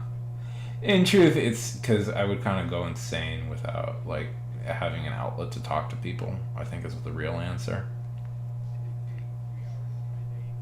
I'm prone to just kind of staying at home, and I need like an outlet to, yeah. I need like an outlet to talk to people, and if I don't, I kind of go, yeah. But it's like, I should publish books. Wait, here's the thing. It's contingent on finishing a book before you can publish one. That's the key. There's a secret key to all this stuff.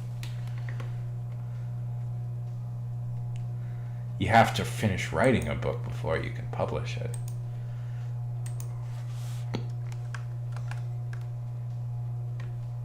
Yeah, okay, that's what I'll do. If you are curious, if you do want to... Yeah, exactly.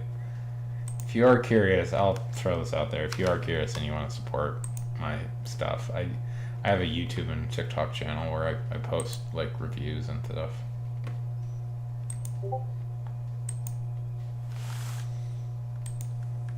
Various things that I'm reading and talking about. Thank you. I'm very close to 1,000 followers on YouTube, if people are curious. 1,000 followers is a big deal because that's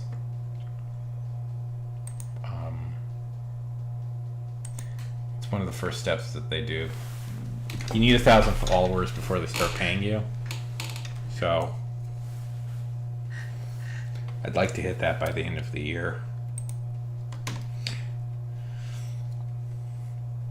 On TikTok, you need 10,000 followers, which is going to take me a while. If you like learning about comic books and stuff, I am considering making a slight pivot and adding like art films to the things I talk about, because I don't know. I want to attract a little bit more of a libertine crowd, or like.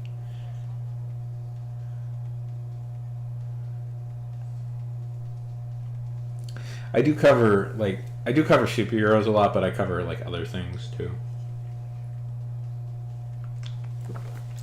Like,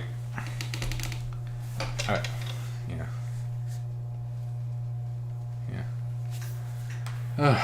I don't know. That invites mad people. Yeah, you know what? Truth be told, can I be honest with you? I actually think there's way too much of that shit. Yeah, I don't.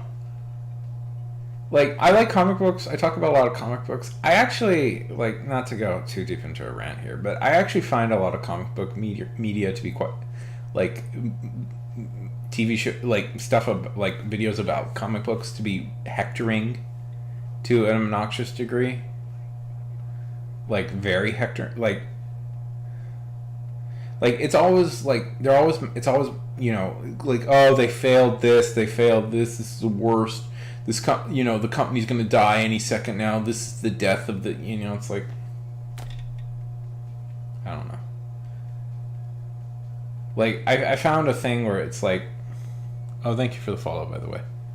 Like, I read I read a thing I really liked, and I wanted to find some people talking about it. And I found a guy just, like, whining obsessively about the author's Twitter. I found a video where a guy just whined obsessively about the author's Twitter thing, and I'm like, oh, like, this shit is, like, the worst, and it attracts, like, the whiniest, most petulant, like, people.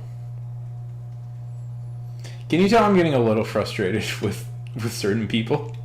Can you tell I'm just a tiny bit frustrated with the attitude of, like, just a little bit. Anyways. That's why I've been trying to cover, like,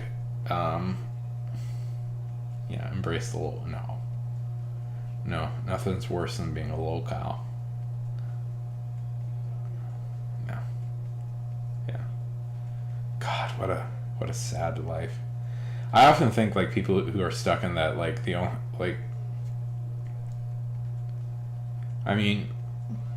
Chris Chan. Man, freaking Chris Chan. God. What a life that person led. I don't know.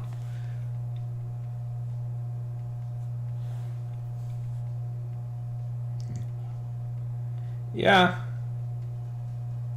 Yeah, that's the motherfucker's name.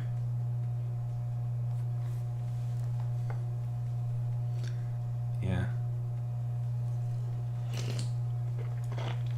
The thing is, like, not to be too sympathetic.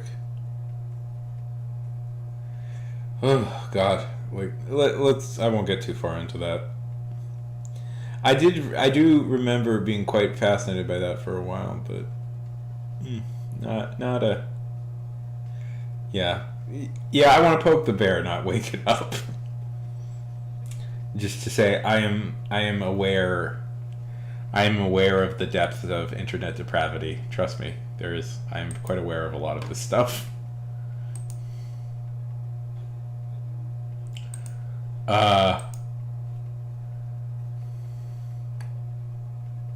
Yeah. I was never a 4chan person, but I do confess I did read the occasional Encyclopedia Dramatica article. I don't know.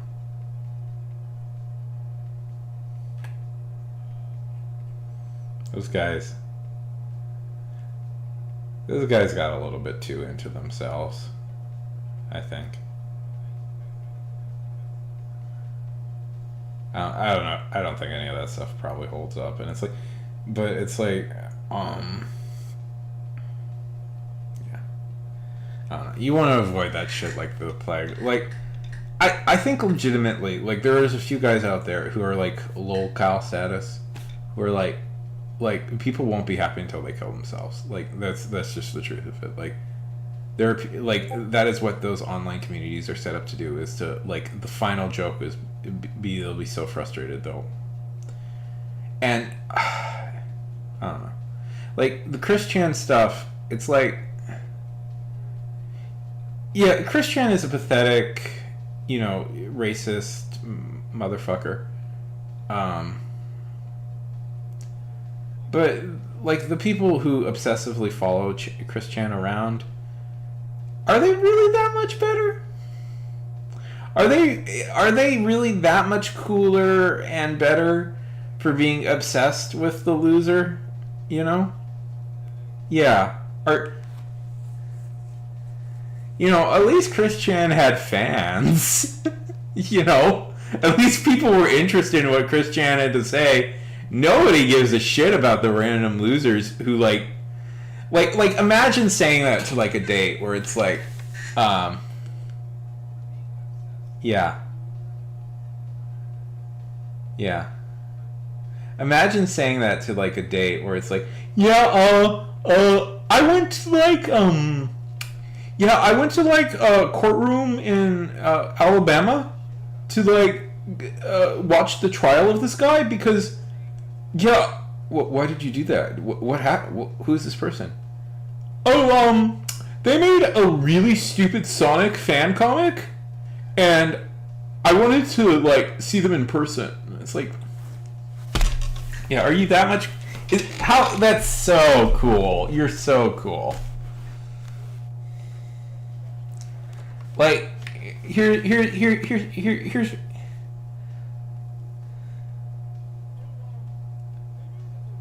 Yeah. People gave a shit about that comic. You know, if the motherfucker stuff didn't happen, I almost think like Chris Chan may have ended up like sort of as an outsider artist figure.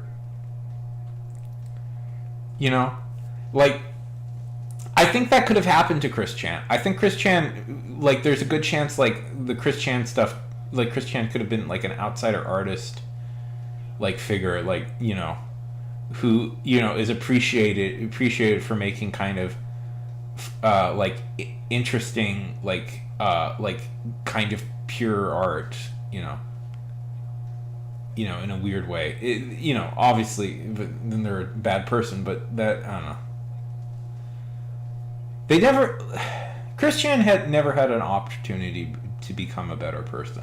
I would say, because of the internet infamy. Like Chris Chan never got the opportunity to be a better person, and would they have become a better? Who knows? Who knows if they would have? But yeah, people who have an obsession with Chan are not cool. I was reading about. Let's see. I'm gonna show this guy because. Let's talk about somebody actually cool, just because a guy named James Harden. Not Jim. He's the one I'm thinking of, right? Artist. I think. No. What is it? Darn it! What's his name? It's not James Harden. It's something similar though. 1 second. Let me find it.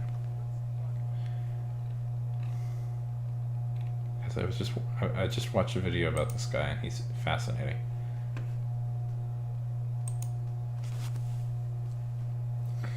James Hampton, sorry. James Hampton was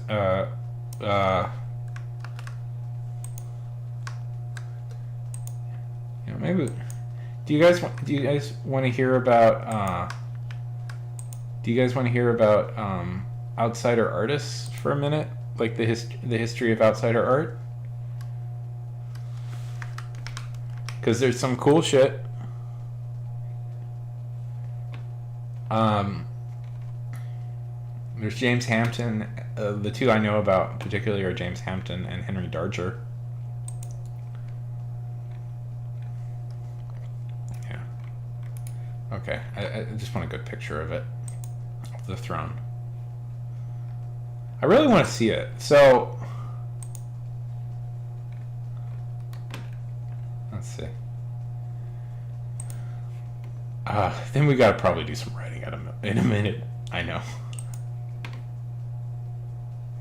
So, okay, James Hampton was a... Okay, there's a few things.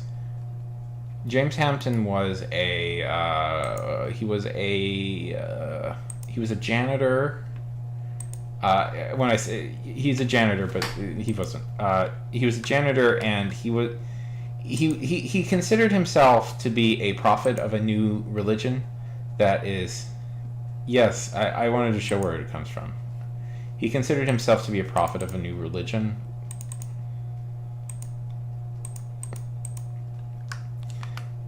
And it's complicated a little bit because we don't know exactly what he was... his whole deal was exactly. Let's see. Because he wrote it in a kind of an incomprehensible... He has like all these books that are written. He wrote his whole like religious philosophy in like a books that are completely incomprehensible. But to like they've been like trying to examine it for years. But anyways, I want to show the thing. Why don't you let me show the thing? You're being mean.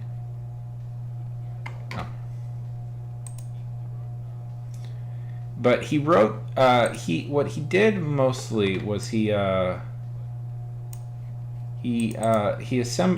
created what he called a throne room out of found objects. Like he would like search throughout like he would search throughout. He lived in Washington D.C. and he would search throughout these through trash and stuff and to find like these like found objects that would make sense to him to have as part of the throne room. And he had a belief sort of essentially that like okay, can you guys see it better now? Yeah. That there was to be a new like reckoning or a new like religious... Okay, so basically he okay, it's hard to... So he was part of sort of a religious movement that believes that God is slowly revealing the true nature of humanity throughout history through a variety of different conduits. And he had begun receiving visions of... he had begun receiving visions that he was the next conduit to receive God's plans, and his job was to create a throne where there would be a meeting of the... I forget the wording he used. The throne of the third heaven and the nation's Millennium General Assembly. And he created all these like elaborate like thrones and treasures out of like found trash and stuff. And he worked on this for about 14 years, possibly much longer than that. And it's kind of this amazing thing to look at. It doesn't look that great in the picture right there, just because it's compressed. But if you look at it, it's kind of like this sort of like unbelievably like beautiful like thing. And it's the fact that it's made from all this like found material he just found working as a janitor is quite amazing and quite awesome. And so he's considered like an outsider artist. He's considered one of the great outsider artists, and they didn't discover... Hey, Atashi. And they didn't discover this stuff until after he had died. And that's sort of James Hampton. Now, another guy that... Hi, back. Where are you, Dad, Atashi? Another guy they talk about a lot is is a guy named Henry Darger. I think that's how you say Darger.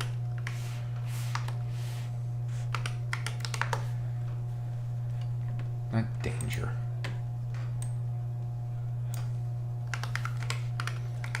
There it is. Henry Darger, I think is how you say. Now, Henry Darger is another example of an outsider artist, and there's a lot about Darger that is strange.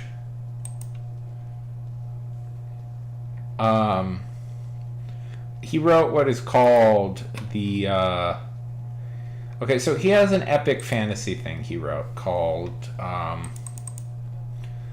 it's a long name. Let me bring up a little bit of an example of his work. That won't get me in trouble with censorship stuff because needless to say, Darger has some quirks to his things.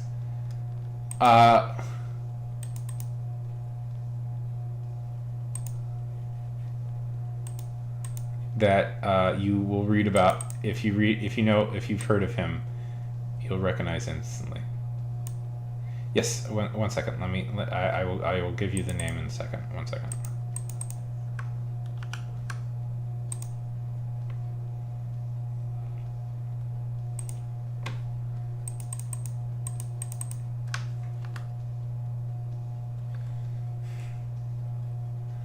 Giving it to you now. Look up Darger. Okay, there's a pretty good documentary made about Darger. If you're curious, it can tell you more about kind of where he fits into the American landscape and stuff like that. So Darger, Darger, like Hampton, was a janitor.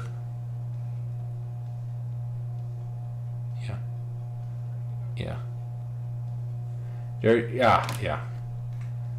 Darger, like Hampton, was a janitor. Well, I'll give you the basic notes about Henry. Was a janitor, and he we're talking about art way. We're talking about outsider artists because I find it interesting. The outsider art. We're talking about American outsider artists, and Henry Darger is one of the more famous examples of this. So if this is some of his art, it's not well framed because it won't let me scroll down for some reason. Yeah. He was. There's a chance he may not have even totally understood what sex was. Because there's a thing that's always brought up about him with in regards to his understanding of female anatomy. Yeah. Yeah. That would be it. We're not sure exactly why he did it, but the theory ranges that there's a good chance he just didn't know that what was down there. I don't rule out other possibilities, like maybe a slight, maybe a gender dysmorphia thing, but anyways, he was working on a fantasy, and this is the name of it, by the way. I'm going to read the whole name of it. It was about 15,000 pages, and it was called The Story of the Vivian Girls in what is known as the Realms of the Unreal, or in the Glado-Algelian Warstorm caused by the Child Slave Rebellion. And his art are illustrations from... Yeah. Well, he met women. It's just... Yeah. He didn't, have full... He may have not had a full understanding of what they were. Yeah. No, he's a very famous example of this sort of thing. he's a very famous example of an outsider artist. Yeah. And nobody knew that he was doing this until he died until his death. Yeah. And there's yeah, and he's like, yeah, he didn't realize that this would have been a big deal. Kind of a tragic.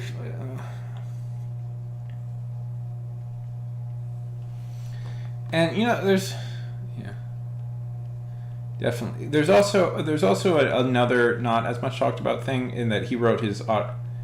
There's another book that he wrote that's also quite famous, and there's a few guys like this out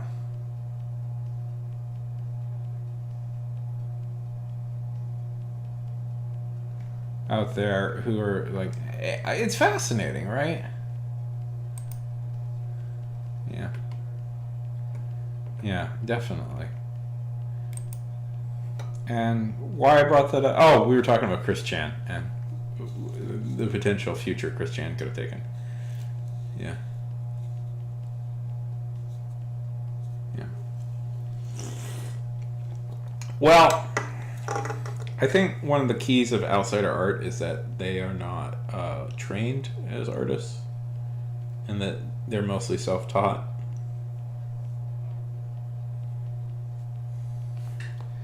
And there's some moral questions. There is occasionally you do get a little bit of a sense of like that. Listen, art snobs can be kind of the fucking worst in the world at times, and they do. Yeah. Yeah. I struggle with art classes. Heck, I might be considered an outsider artist. I don't. Problem, like with me with art class is like stress. Like they'll give you like 30 different instructions on what exactly to do, and you're like, I don't know. What am I supposed to do? What am I supposed to do? And like they'll say like okay, but do this, but also remember to do this, but don't. It's like, what am I? Yeah. I just feel like.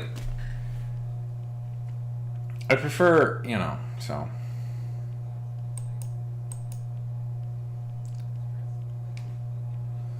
Yeah. Yeah. Well, I feel a good teacher. I did. There are people out there who can help you actually write and teach you good ways to think about writing.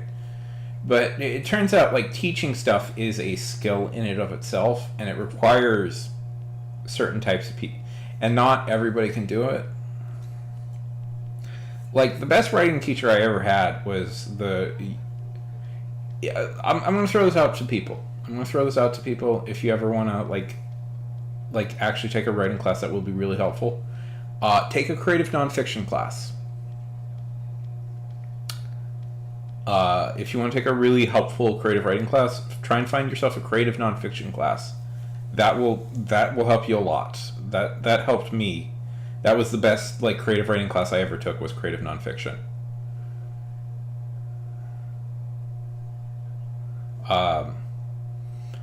It helped that my teacher like was a like shortlisted Pulitzer Prize, was once shortlisted for the Pulitzer Prize, so it was like he was kind of a big deal. But that dude fucking knew his stuff, and he was real smart. And he made me do like a lot of more difficult, like instead of just like saying okay go write and then we'll give you notes, he like made me do like a lot of like much more difficult writing assignments than I was used to, that tested different skills that actually like expanded different skills of mine. So creative nonfiction, it's a really good class for any sort of fiction writer, I would say. Because if you can write a compelling story based on real life things, you can write a compelling story based on non-real things.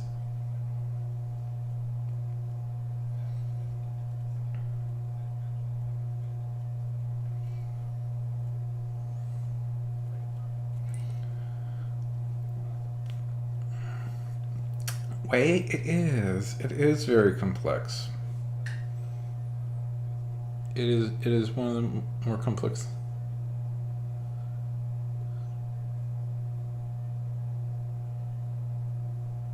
Yeah. Exactly. Exactly.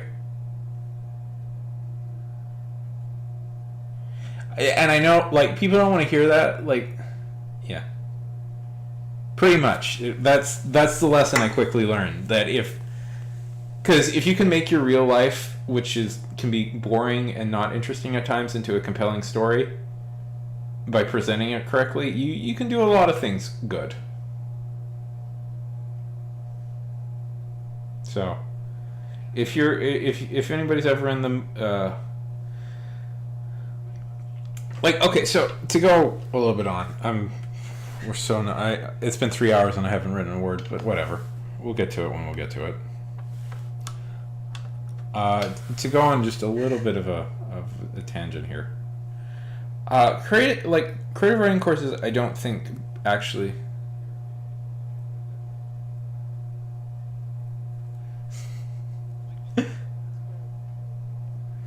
Hey man, that's buddy. That's part of the flirting process.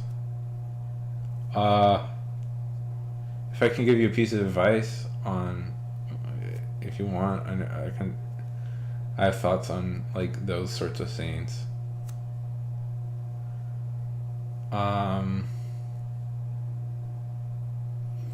are you better now? You better, not to include that sort of stuff.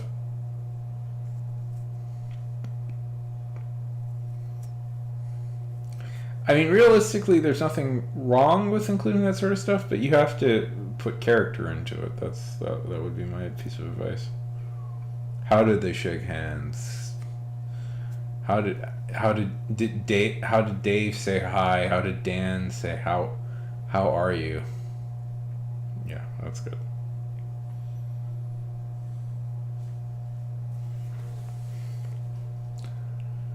I worked on a movie. Um, Boy, oh my god, it was such a bad movie. But I worked on this movie, and the director, who was also the writer and the star, uh, would like have these actors perform these horrible scenes that like made no sense, and that I would want to that if I was in charge of editing, I would cut immediately. Yeah. Uh. Okay. Yeah. I would say. Okay. Here's my piece of advice on descriptions. Don't worry about length. Don't worry about length. Length is totally arbitrary. A great short story is better than a mediocre novel. So like don't worry about length. People get in their head about length. I know I did, but just don't worry about it. Your story will be as long as your story needs to be. Um, here's my advice with descriptions. Don't just describe something. Think about it from the perspective of what it says about your characters. You know, think of like, because in the end, the location that surrounds your character is part of your character, and you should think about it. You should describe it as you were describing your character, if that makes sense. You know, like, you know, hey, bleeding ink. How's it going?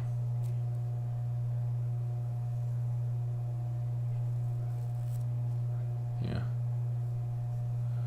Oh, you know that all those are going to be really good.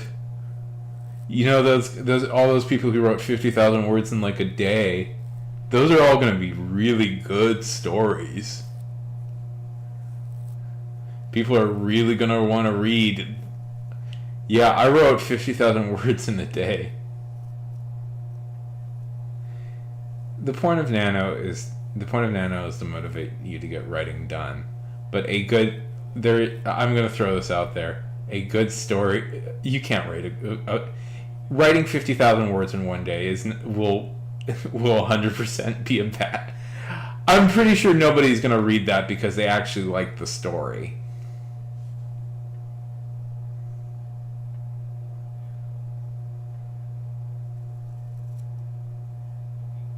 Yeah. I don't. Yeah. Yeah. Exactly. But it's like, like when you hear people like, yeah, yeah, yeah. I'm gonna throw it out there. I don't think any of them are gonna be good. I don't think anybody. I don't. Yeah, but Brandon Sanderson doesn't write 50,000 words in one day. Yeah. Yeah. I'm gonna throw this out there. Those stories aren't good. I guarantee you all of them are gonna be quite bad. Unless they spend like a good 2 or 3 years editing that shit to make it comprehensible, all of them are gonna be quite bad. I'm gonna be, broad as heck with this, which is usually a bad thing in rhetorical speaking. But fuck it, I guarantee you all of them are pretty bad. Because the only way they're able to write something like that is if they rely on like really, really like harsh cliches. Yeah. Yeah. Yeah. Yeah. It'll be. Yeah. It sounds like it. It sounds like it's. Yeah. Yeah. Yeah. No, and that's important. It's good that they wrote. I applaud them for writing. But the point of NaNoWriMo isn't to. Here's the secret about NaNoWriMo. As long as you make a try, as long as you make a dedicated try and get some shit out there, you won NaNoWriMo. Winning NaNoWriMo is not really the point. The point is to get you work. The point is to create a group struggle so that you'll try and get something done. Yeah. Sure. Yeah. Writing 50,000 words in a day sure, it's impressive, but it's not going to be good. It's because they didn't take time to actually think about what they were doing. I'm throwing it out there. And you know what? If they're mad at me, here's the thing. They're more successful than me. Congratulations, writers who've managed to pull that off. You have a book out and you're more successful. Yeah. Yeah. It's not really about finishing the 50,000 words. It's about doing it. And I'm happy that they did it, but unless they spend the next year editing that shit, there's no way that can be a good book. It's just too fast.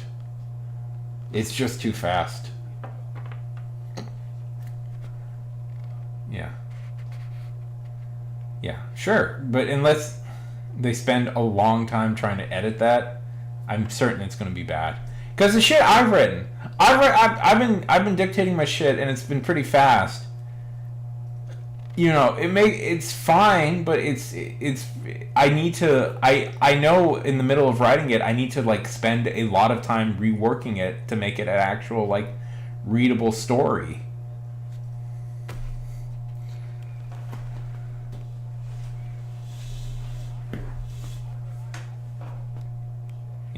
Yeah, exactly. It's not about, it's not a race. I mean, it is a race, but NaNoWriMo is just for fun, by the way. It's just a fun thing. It's fun for a bunch of people who have a similar interest to all try and achieve something major in a limited amount of time. That's fun. It's fun to do something like that.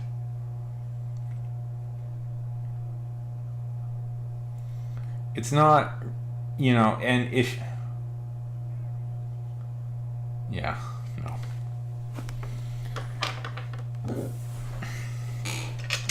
Oh, but I love the after movies. The after movies are so good. Yeah, exactly.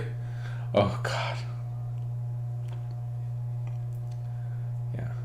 Well, bleeding. It's a marathon. Just finishing the thing is a big deal. For most people, just finishing a marathon is a big deal.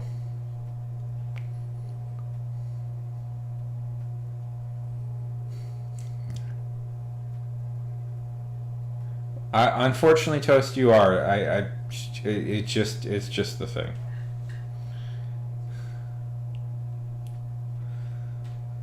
Yeah, that's the N word. That's the N word. Everybody's. That would be a pretty bad book. 80K. That would be pretty bad. Well, here's my thought. 80K for a chapter sounds like you could do some. It sounds like you could tell that story a lot quicker and better. Exactly.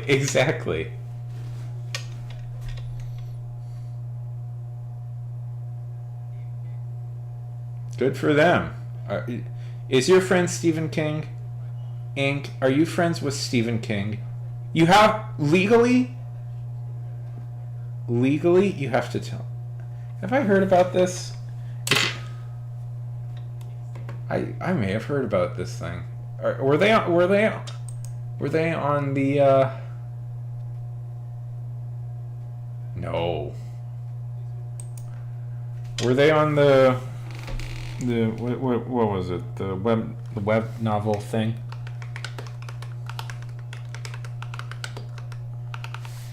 The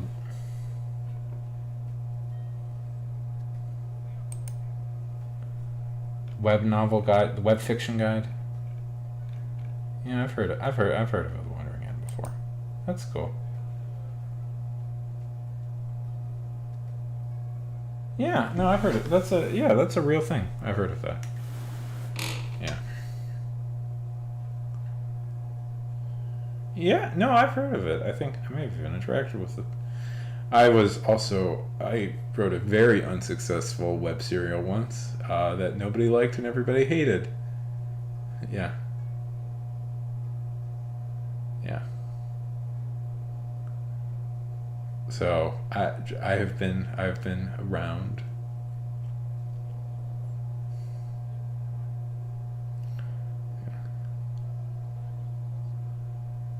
Yeah.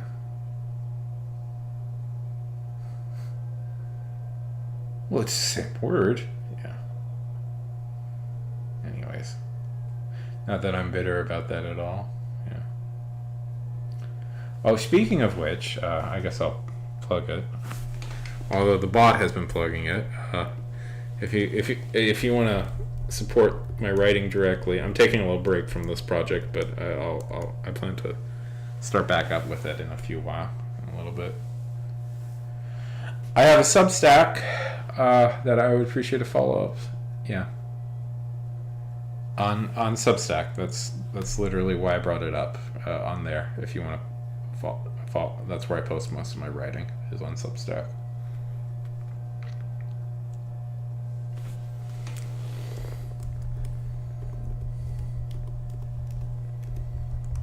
It's free. It's free. I don't want to charge. Theoretically I can charge for it, but I'm not going to.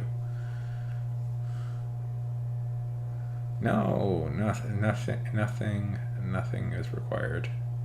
There's nothing to be forgiven for.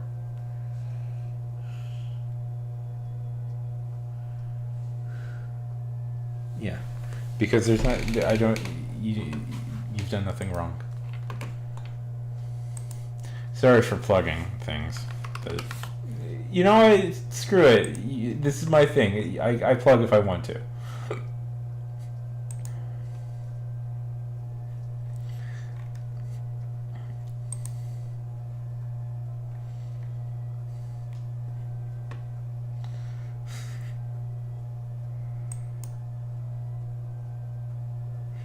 You can plug if you want to. We can leave your friends behind, because if your friends don't plug, then they're no friends of mine. Boop boop boop boop boop boop boop boop boop boop boop boop boop boop.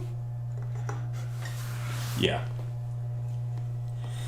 We'll do that on. I know there is one where it's like you can do that sort of shit.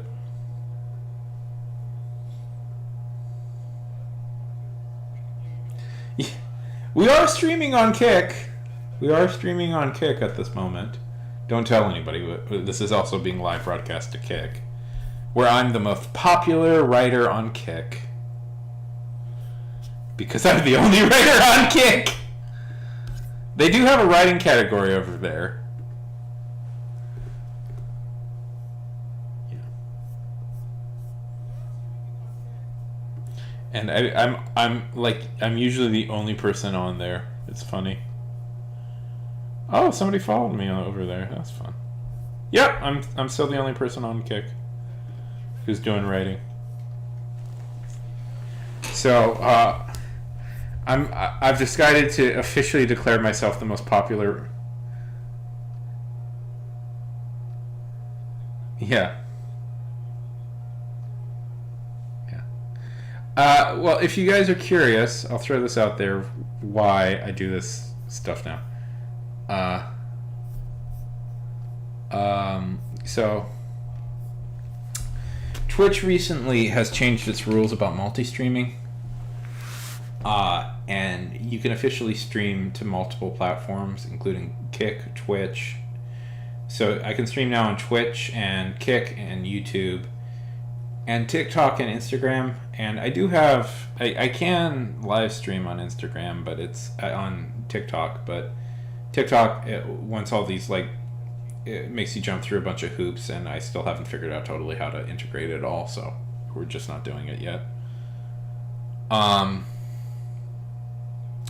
So if you're considering streaming on Twitch, I would point out that you don't, even if you're an affiliate, you don't have to just stick to Twitch anymore. As long as you haven't signed an exclusivity deal with Twitch, you should be fine. There is some with the but I won't go into too much detail because if I get in trouble for it, I want them to think it was an accident that I didn't know. But I would say don't, now that they don't make you, don't be a fool and don't be super loyal to one platform. Like, I don't think there's a point to being loyal to one platform, especially now.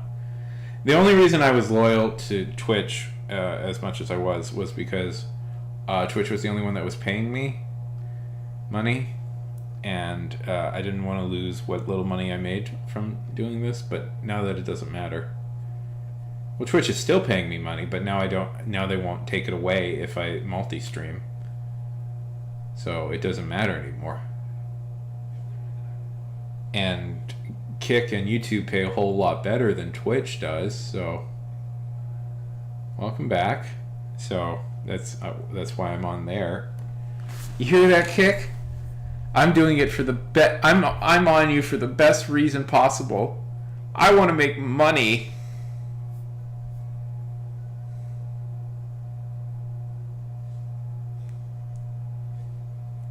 Thank you.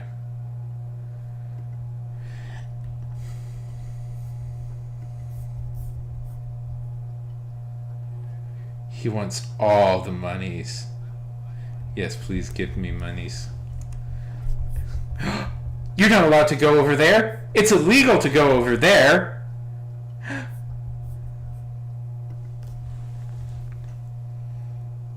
Yeah. I'm making $1 million. No! Wait, where are you?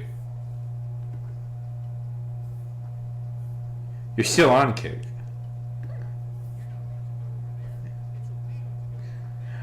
It's so confusing. Anyways.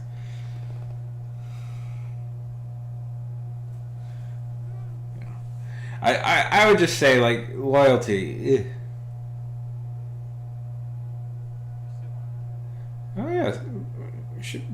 plug that shit, man. Plug it. Feel free to plug it. Yeah. But I don't know. Like, my personal theory is like, we should never be too loyal to one platform. You know?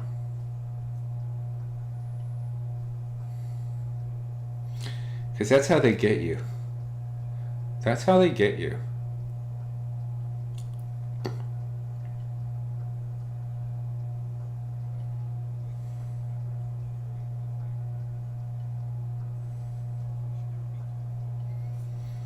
Like, you know, Amazon, you know, Twitch is not.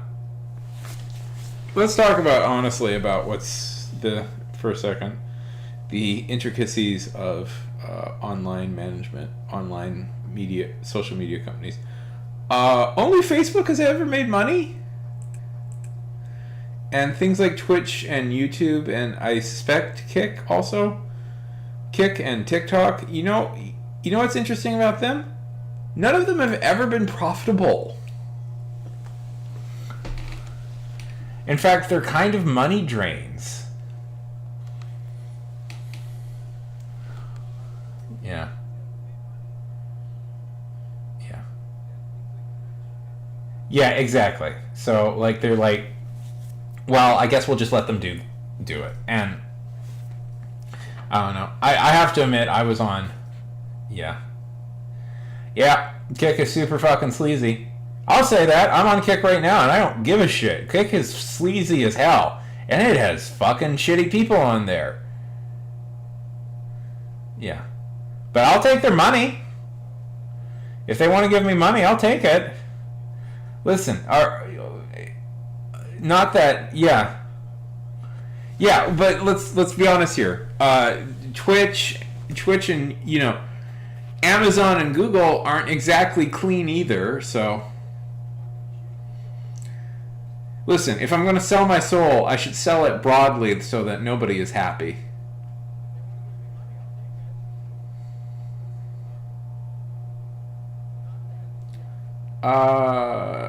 Theoretically, if I ever get this comic idea, if I ever make a comic, I would 100% use character sheets. That's what they told me when I took a comic class that I should do. But like, just character outlines of writing, You know, I try those, but then I often feel like characters will just go in their own little directions, and that's often more exciting.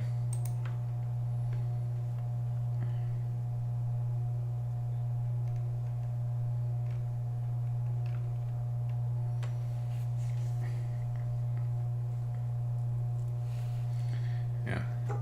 Listen, it's 75 followers on Kick before they start paying me, so. And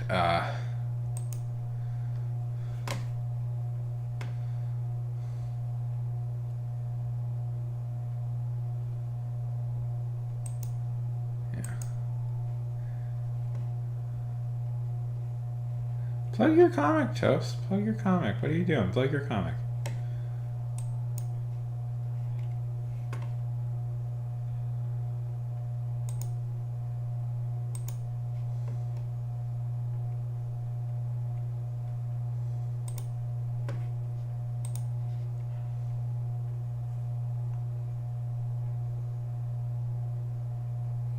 Well,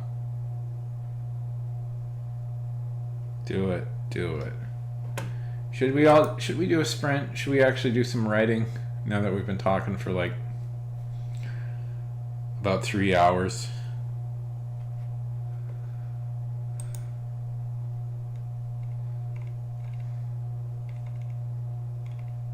Okay.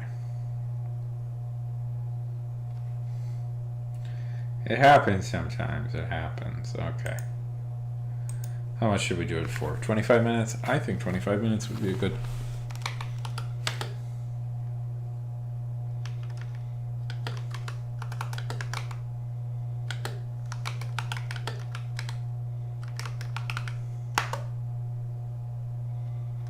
Starting. And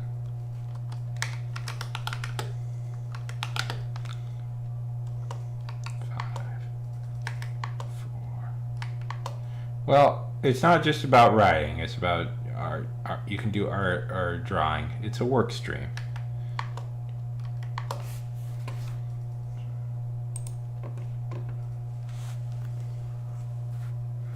Let's get going. And I'm going to say for 25 minutes, starting 25-minute timer. Starting now. And I'm going to be muted. Let's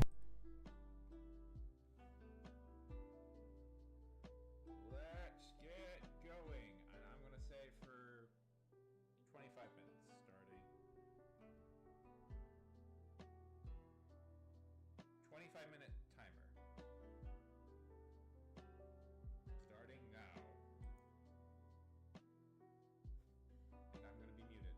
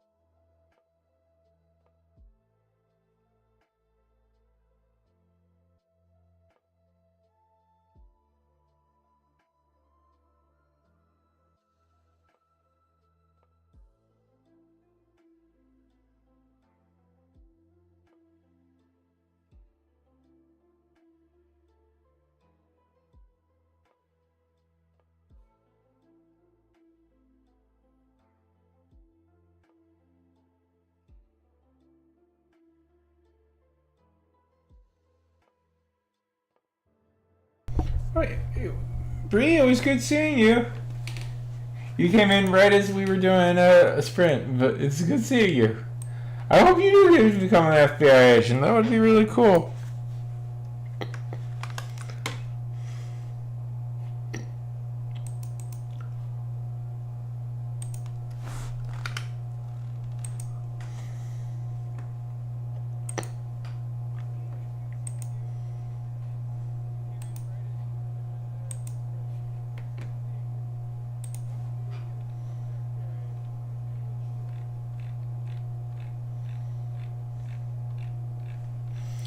Still cool as heck.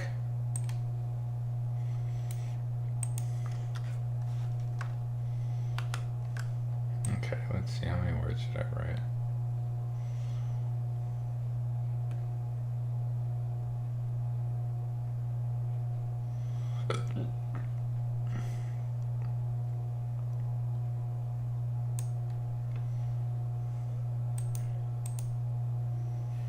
Yeah, 790 words.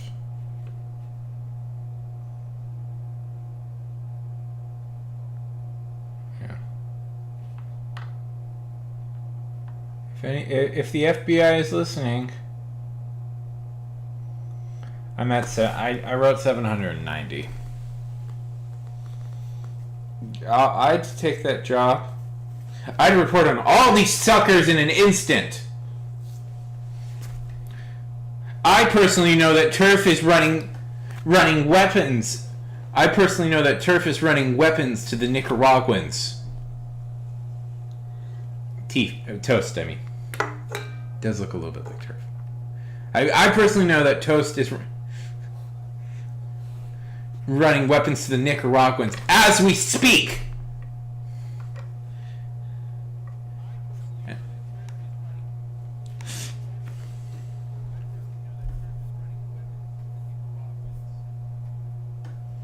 And Ink?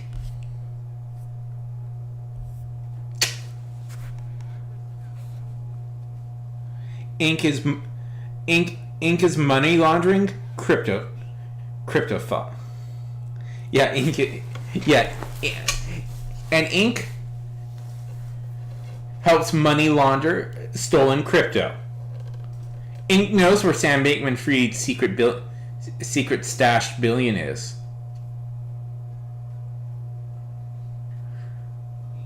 All you suckers are going down.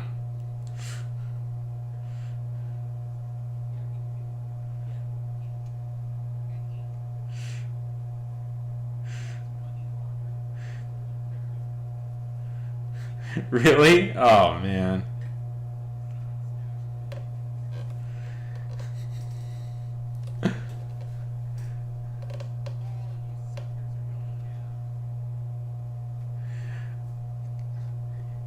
Bree, I don't know what you're talking about. Crypto is 100% safe.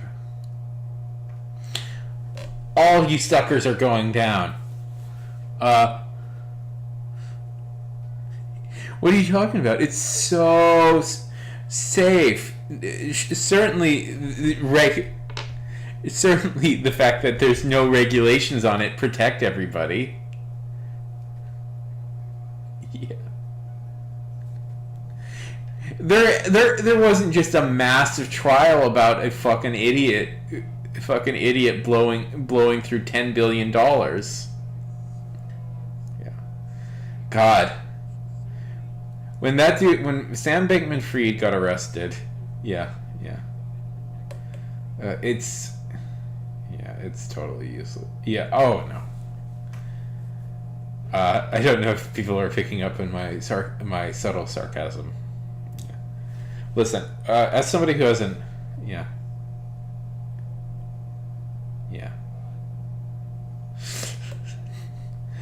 It's so.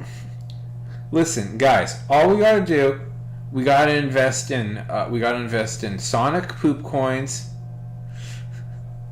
We gotta invest in Sonic poop coins, the #1 coin that has pictures of Sonic pooping, which of course can be transferred to a stable coin, Shadow poop coins, which has pictures of Shadow pooping.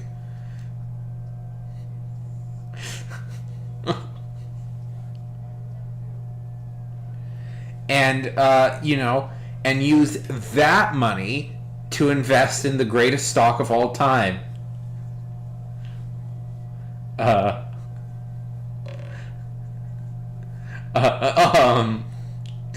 Yes, GME. No, Bree, it's GameStop. GameStop. Listen. GameStop is going to be worth billions of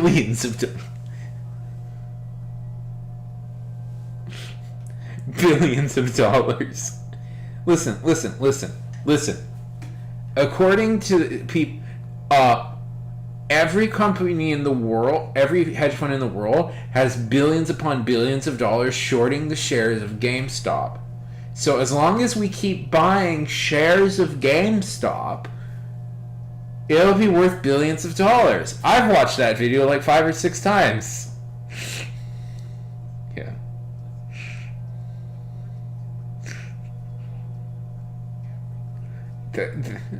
I've watched a video trying to explain this conspiracy theory like 6 or 7 times, and that's as far as I can get into it. And then we use that money, and then the dividends from GameStop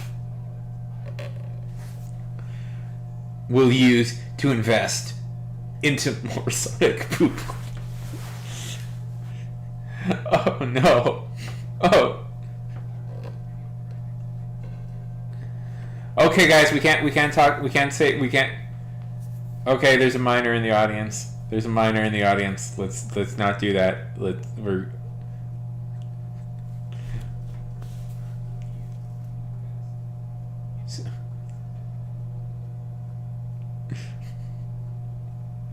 yes, but yeah, probably. Listen, all I was talking about was Sonic pooping.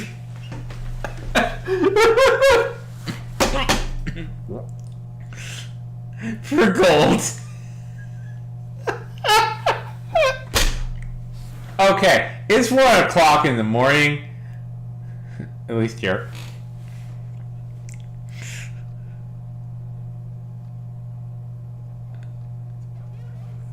Yeah. Listen. This will make sense. Doge will go to $1. That, of course, will be worth if it. And then Sam Altman of open source, the guy who makes all those great AI things. He'll get to have all of our eyeballs because he want. This is a real thing. By the way. Like Sam Altman, the CEO of what is it? Open Source, the guy who does the company that does ChatGPT and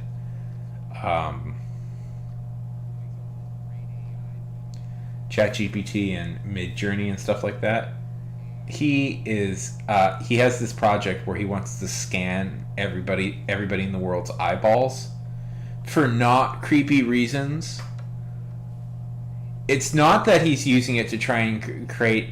It's not that he's using it to try and create a perfect detector of people's eyes, so that it can be sold to fascist governments. Yeah, but you need special fascist governments to perfectly track people throughout the entire world. It's not that.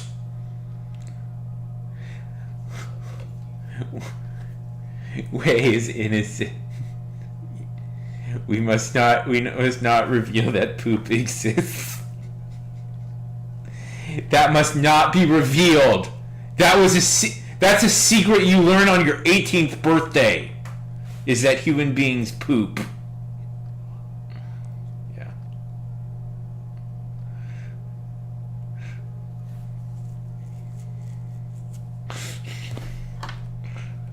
Robin! Oh my god. Wait, we're rating? Oh, we're rated at this exact moment. Thank you so much for the raid.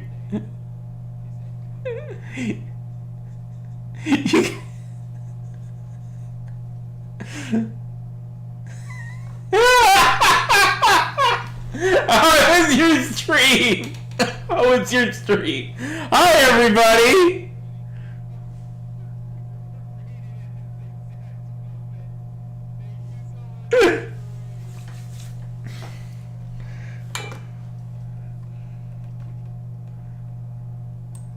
How was the stream? Was it good? Did you like it?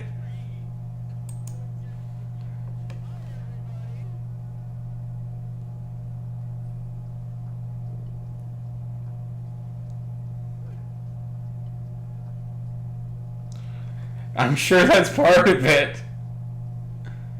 We were talking about the... Yeah, he was good. He was real good in that. I really liked him. And James Cromwell as Cornwall. Was it Cornwell or Cromwell? As HW. Was really good. Yes. I like to categorize Sam Altman as the eyeball man. He just wants all your eyeballs for himself.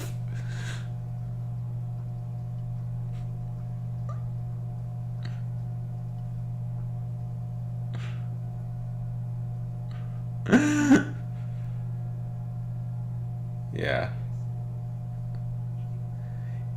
You know, Robin. You probably also got to see the Vice, the Dick Cheney movie with Christian Bale in it at some point.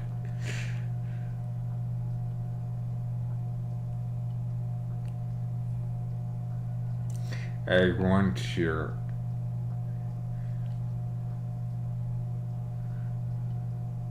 Yes, it's called Vice. Christian Bale plays Dick Cheney.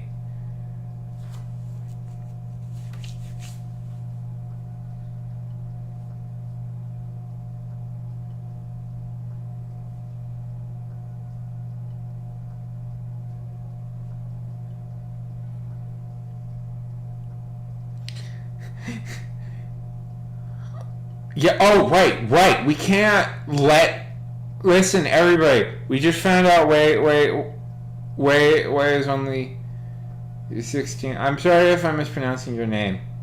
But we can't... Dick Cheney is a banned word. It is a bad word. It's inappropriate for children to read about Dick Cheney. I agree.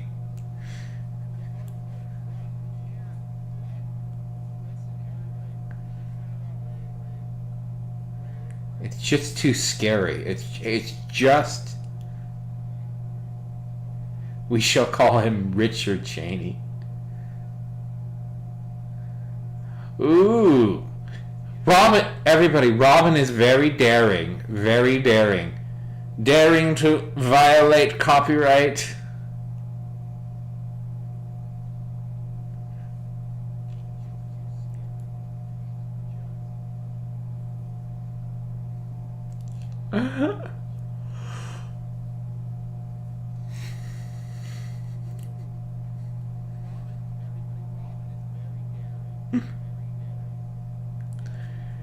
See ya.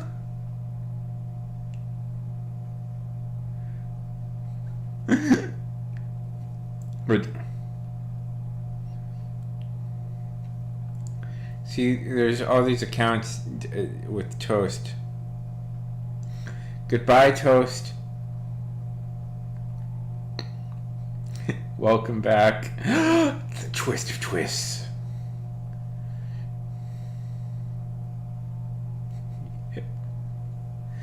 We can't... We were talking about Sonic.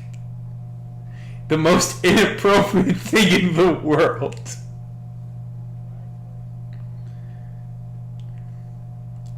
Okay, who's the best hedgehog? Okay. Who's everybody's favorite Sonic character? You have to answer honestly, and I'll know if you're lying.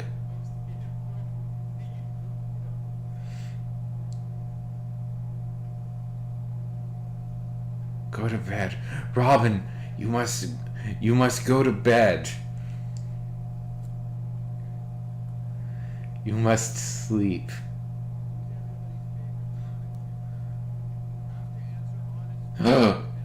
Which one? Toast, you go to bed too. You must be asleep now too. I know you're all addicted to me. Toast, are you? Go to bed. Go to bed, you nerds. Go to bed, you mutants. By the way, I've been thinking of names to call people on these. How is mutants?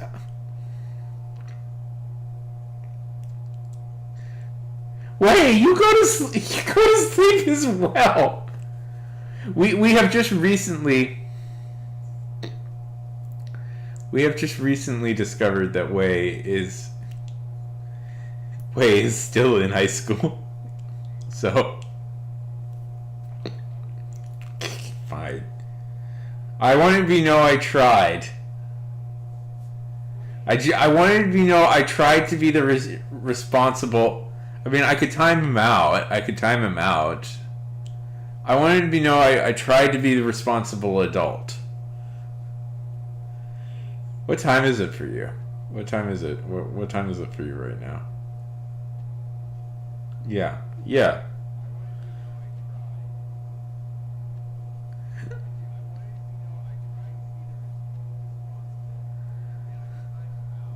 Okay, we're gonna we're gonna be quiet and sync. I do have the terrible tendency to assume that everybody here is about my age usually. No, it's okay. I want it on record that I tried to convince you to go to bed. I want it to be noted I tried to convince you to go to bed. I won't be held responsible. No, probably. It's been about 4 hours.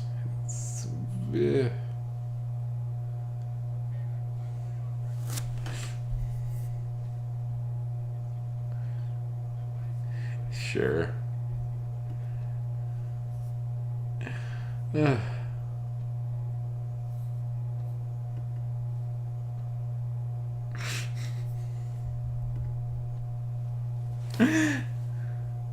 Who's still here? Toast, are you still here? Bree, are you still here? Agent Bree of the FBI. Bree, by the way, you interviewing for the FBI. It's the Federal Bureau of Investigation, right? It's not the other one. It's so bad. I'm so bad. Oh my god, you get. I guess I'm a little bit. I am feeling a lot looser. Robin.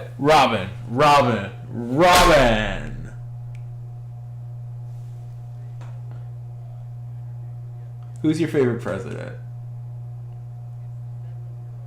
Like, sincerely, who's your favorite president?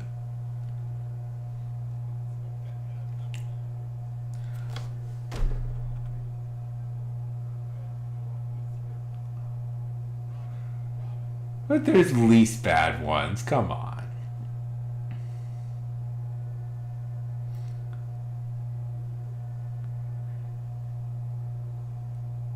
Is it LBJ? Dick. Is it LBJ? Is it Kennedy? Is it Lincoln? Is it... Who are some good ones?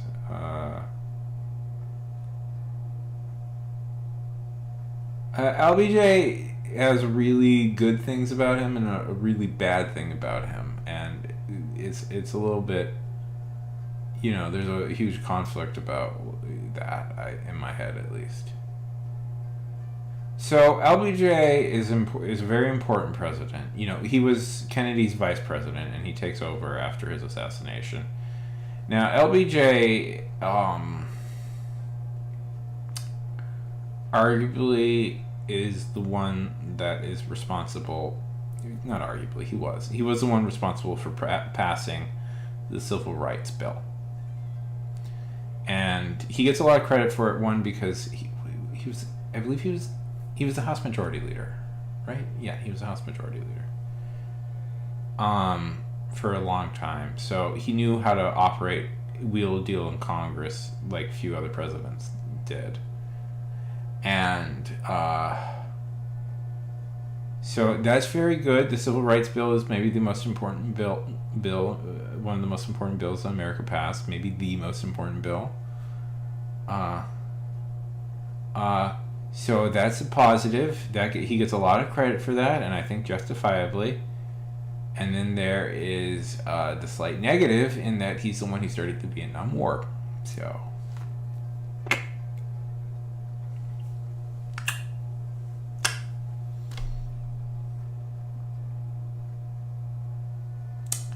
that's a negative.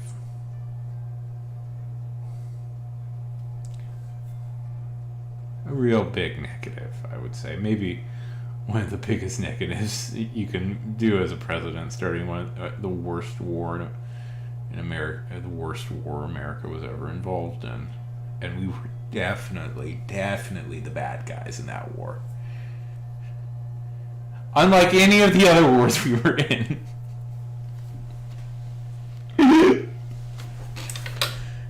Where we did all good things.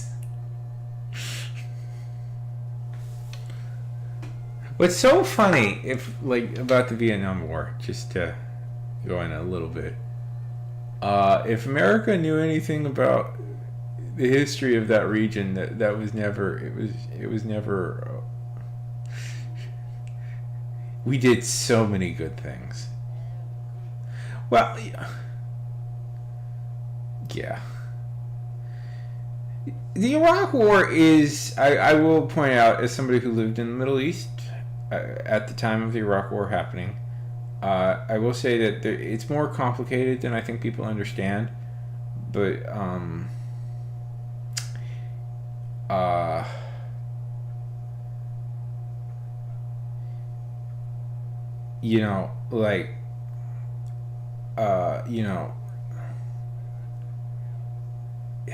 I think it's important when talking about the Iraq War to look at the perspective of the civilians, the Iraqi people themselves, and not just the American people, because that's an issue we often do with, say, something like the Vietnam War, where we just think about Americans and we don't think about, the wrath of terror that we unleashed upon the Vietnamese people.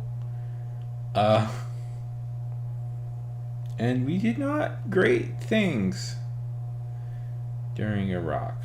I will say that.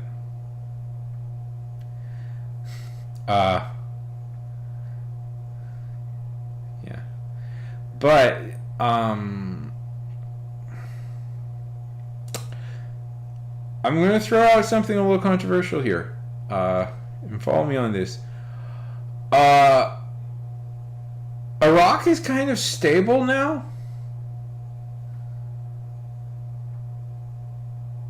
And I've seen a couple of interviews with Iraqi civilians that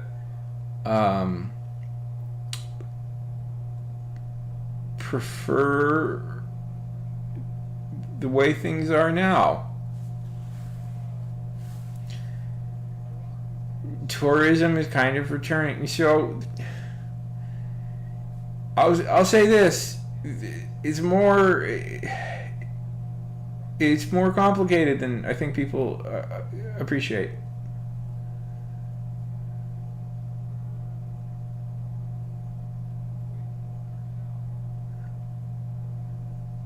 The situation there is a more delicate, is a more complex situation than I think people want to process, because yeah.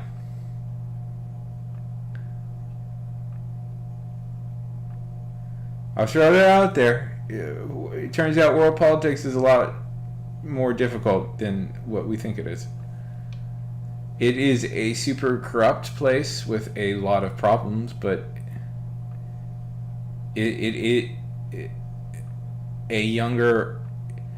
there are younger Iraqis who have more positive feelings than you would probably think about what the Americans did there.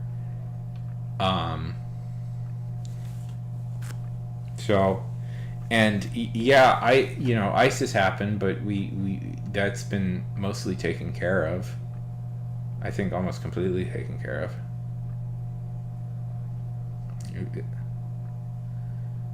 It's just a bunch of like obnoxious like keyboard warriors now who are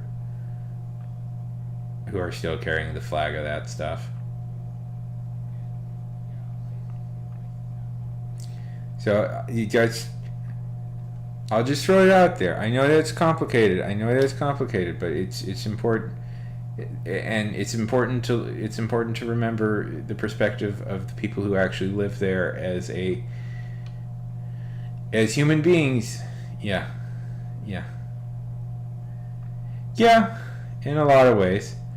Yeah, like the number one threat that the U.S. has is that the U.S. itself will shoot itself in the foot. Like look at remember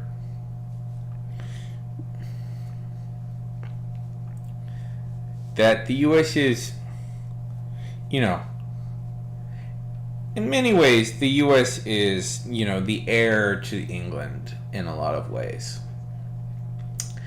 And it's important to remember what England is doing right now to see where a potential future of the U.S. could be.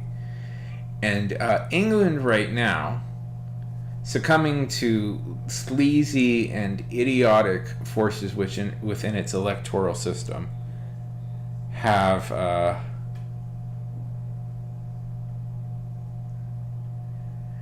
successfully, for the first time in history, a nation has enacted a trade embargo amongst it against itself.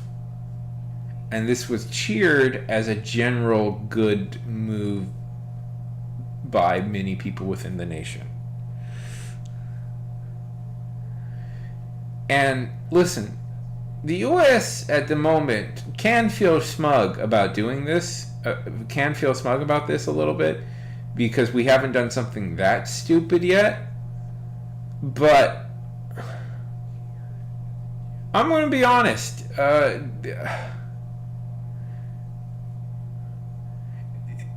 The U.S. 100%.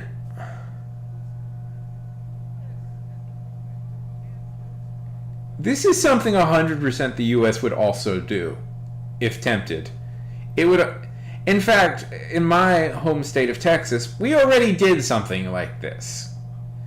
We needlessly hurt our local economy by restricting movement between Mexico and the U.S., which only benefited us. The movement between Mexico and Texas borders is one of the most valuable production areas in the entire world, and for some reason we didn't want to do that. Or like Orlando fighting very hard against the number one employer of that area for reasons. Trying very hard for the number one employer in that area to leave. We hurt ourselves. We shoot ourselves in the foot economically a lot. And by the way, I will say this. You know, the Iraq opinion that I have is formed from not a whole lot of research and more listening to a few interviews by a few Iraqi citizens that talk about where Iraq is now, and I can't 100%, you know, I haven't done a deep dive into it, so I could be very wrong, and I 100% acknowledge that, and I won't, you know, maybe doing further research into it will disprove that little notion of mine. So don't quote me on that, because but I'm just saying what I've seen with a couple. What I heard with a few interviews. Yeah. No, they were not. They were not. Robin. They were not, and we were stupid, and we needlessly prolonged a war. Because of our actions, we needlessly prolonged a war that didn't need to be this long. The disassembling of the Iraqi army was one of the single worst. The disassembling of the Iraqi army was one of the single worst mistakes we've ever made. We needlessly caused death. We needlessly caused monumental death and destruction because of our laziness and stupidity. Yeah. Yeah, well, not, yeah, obviously not our actions. And also, you know what? I'm going to say it. I don't fucking take... I was 10 when the Iraq War was declared. I didn't really have a lot of control over much at that moment in my life.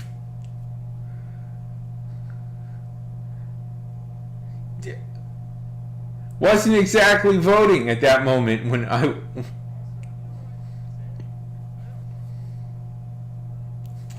Yeah, I'm going to say it. As a 10-year-old, maybe didn't have all the power in the world. I'm sorry, as a 10-year-old, I failed to prevent the war. Prevent a war. I'll take that. I'll take that.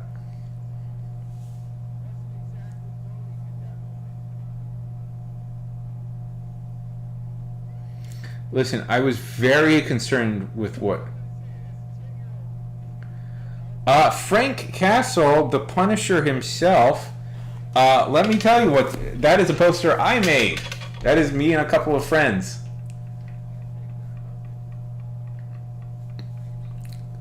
I did that because I thought it would be fun to do.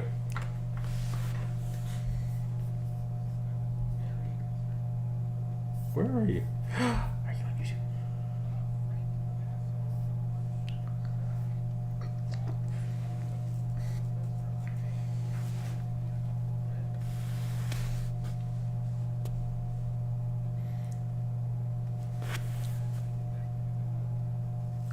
Yeah, I used modern photo editing technology to make it. It's all photos and filters and stuff. Yeah. Yeah. Thank you. I was quite proud of it. I did use an actual poster for the base of it, but it was me editing it. Thank you. It's a very old poster from a adaptation of The Green Knight with Sean Connery. My name is Sean. I put myself in the Sean Connery position, if you can see. That's me.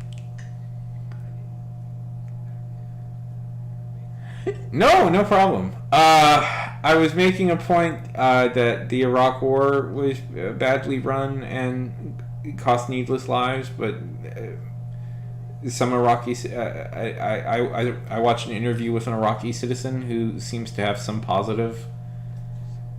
I believe that the removal of Saddam Hussein was a decent thing, but it's difficult to... And that world politics is ultimately very complicated, and a lot of bad things happen in pursuit for for a goal that is neutral. No, I'm happy to hear it. That is my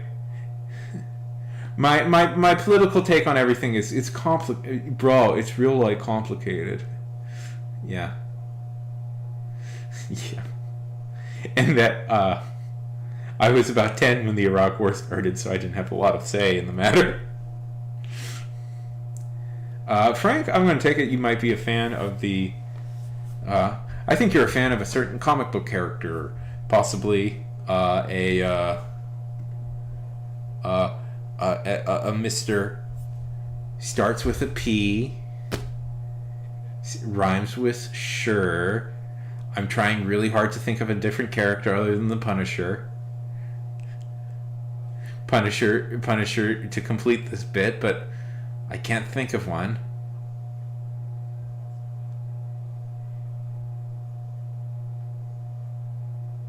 The Pullinator? The Pulisher? The Pulisher. Yes. The Pulisher. He doesn't have any powers, but he's very proud of his Polish heritage.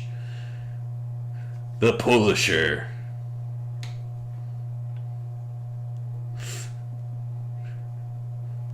The Osherbud. Tell us a little about yourself, Frank. Yes! Yes! I will not be responsible. Go to bed. Go to bed. Go to bed. Go to bed.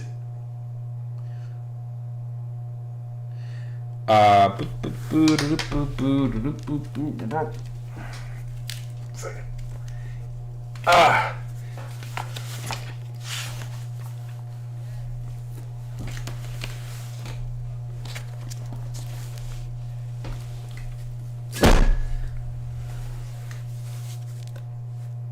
Oh, wait. One second.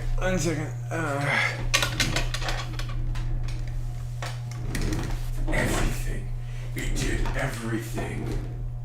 Oh, where are they? I was gonna blow your mind with something, and then I can't remember where I put it.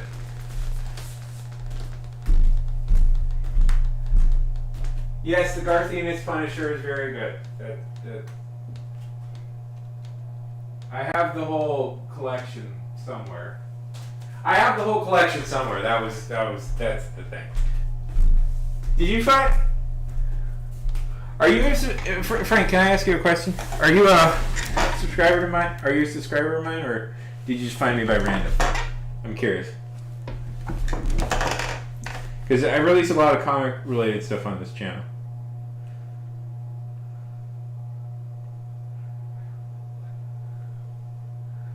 Yes, the Garthina. I think that's the best Punisher, right?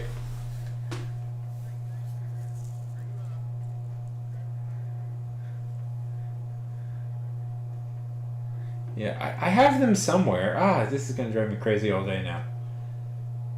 I see it every day I come in. I have them somewhere, and then I can't find. I have the whole big omnibus with all the stuff he wrote for it.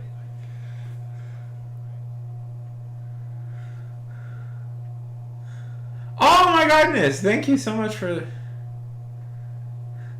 Thank you so. Go to bed, Robin. Go to bed. Go to bed. Thank you. It's weird. I don't get to talk whenever I do these things. I don't really get to talk to the people that follow me. Follow me. I haven't really talked to people that follow me because of the comic stuff. Go to bed, you two. Go to bed, you two.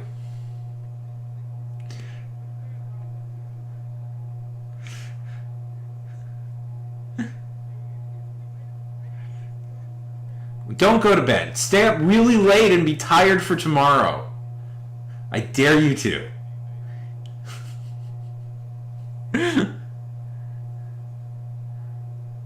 Well, thank you so much for stopping by.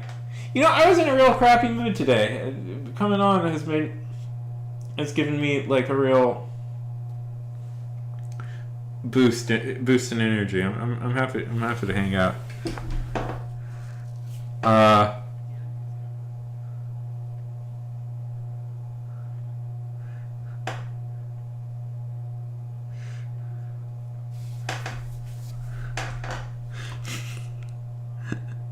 So tell me, is Garthinus your favorite? I do like Garthinus.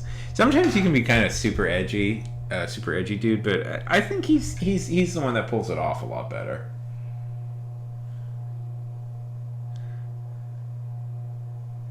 I do also stream on Twitch. I stream. If you want to follow me on Twitch, feel free to. Twitch. I stream all the time on Twitch, but recently, Twitch changed its rules about multi-streaming and now is fine with it. I have read Preacher. I like Preacher quite a bit. Twitch recently changed its rules on multi-streaming, so now I'm going to be streaming here, YouTube, and on the Kicks. Please do. Help me get to 1,000 followers on there.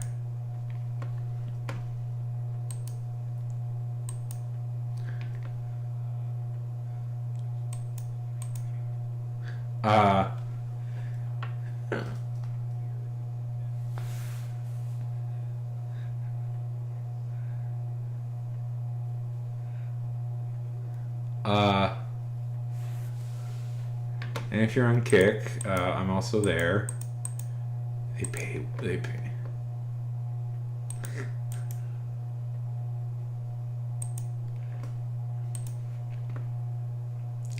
Anyways. Yes. Preacher is very good. I think Preacher is his best. I'm surprised, like, you know, it's so funny that The Boys turned out to be the bigger hit, because I always thought The Boys was a weaker comic than Preacher was. Like, Preacher is I think it was better, but you know, people didn't really care as much about Preacher as they did about The Boys.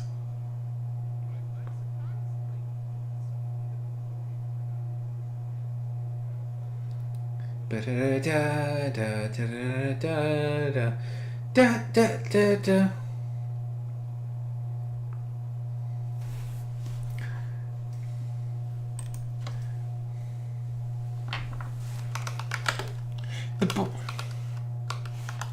They're back in town.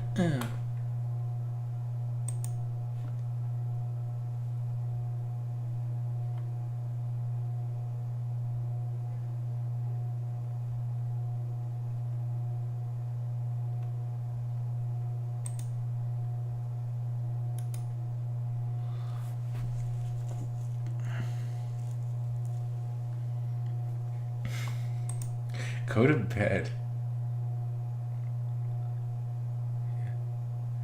The pilot was. I'll tell you this, Punisher. The pilot was really good, and I saw the pilot live at South by Southwest with the cast and the cast and the crew, and that shit. Yes, I know.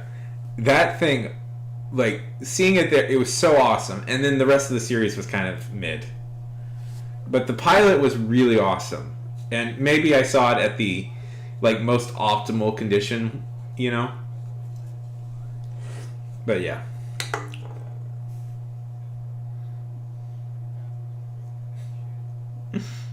Well, we're just gonna talk about comic books for a little bit. And thank you for the follow, Punisher. I think you're one of the first people I've gotten from YouTube over to Twitch. If I could just get all the people that follow me on my disparate medias to follow. I'm trying hard. I am trying hard to be the reasonable adult here and encourage you to go to bed.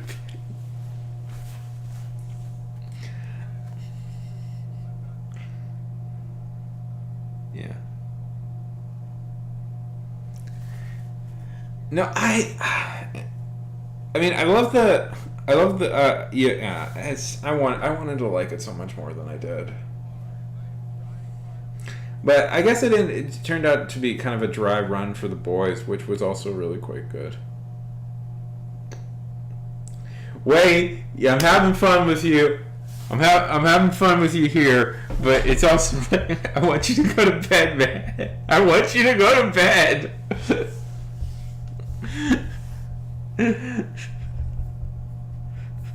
I want you to go to bed because I'm.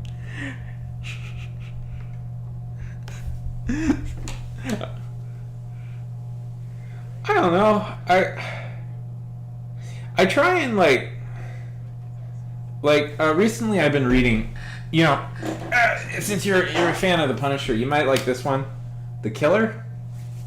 I've been, it's a little edgy, but it's the basis for that new David Fincher film with Michael Fassbender that's coming out. I read some of it a while ago, but I've been trying to. I really want to read it so I can talk about it in a video, but it's long if you can't tell.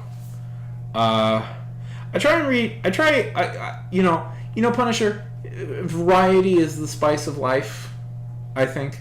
So I try and vary the stuff I read. I try and read some lighthearted stuff. I try and read some darker and more edgy stuff. Yes, he was. He was. This is, by the way, I haven't finished this yet because it's long. This is perfect David Fincher material, by the way. This is exactly the sort of thing David Fincher does well with.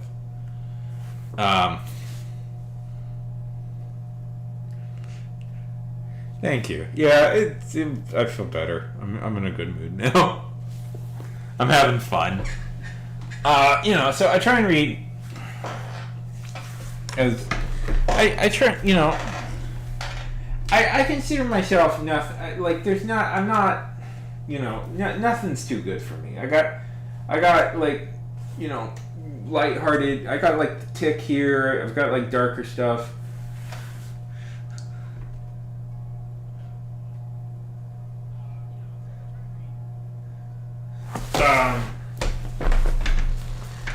I've got books also.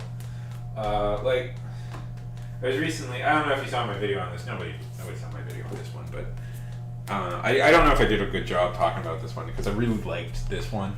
This is one of my favorite new books that I've read in a long time, and it's like just a very harrowing drama about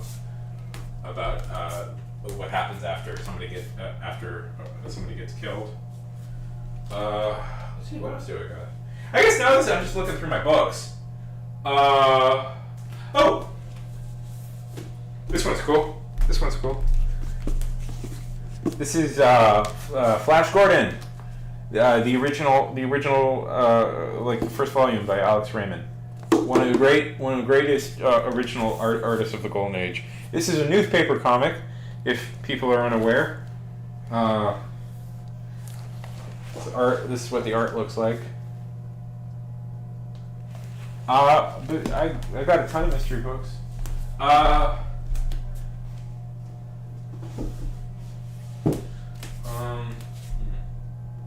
I got some Euro comics here that I like a lot.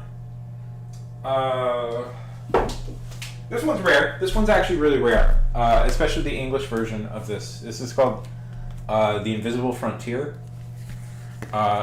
This is worth about like $300 now. I found it. I tracked it down from an old library. If you can see, the art in this is absolutely amazing. Like look at this stuff. Look how beautiful this is. Just look at.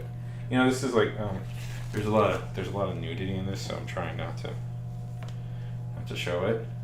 So I don't. Not that I have an issue, but I don't want to get in trouble with the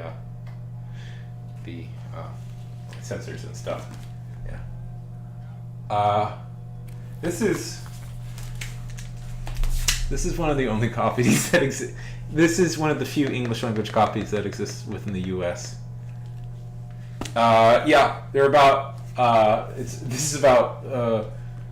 I paid like $30 for it. This is about like last time I checked like $170 now. Anyways, and I have 2 volumes of that. Let's see what else. This is fun. I'm just looking through all my old stuff. Should put some of these away.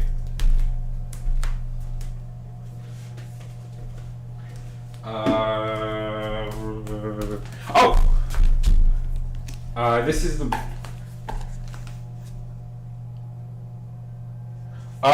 Back in the day book, a book I used to read, like how back in the day.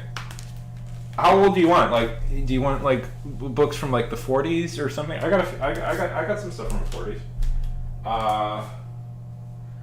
I mean, I could show you one particular. This isn't. Oh, do people know Bone? Have you heard of Bone? Do you Punisher? So Bone is like this. It's hard to describe Bone, but it's kind of okay. Bone is like considered like one of the great. Oh gosh, it's a little damaged. That's bad because I'm going to show you something big here. Bone is considered one of the great, like, graphic novels. Anyways, bada bing. And guess who met the writer and got it signed? I did. I met Jeff Smith, and I have it signed. I got this copy signed by him. Okay, but I have something that's gonna fucking blow your mind, because I have another signed book. I have another signed book from somebody you guys have all heard of. One second, let me find it.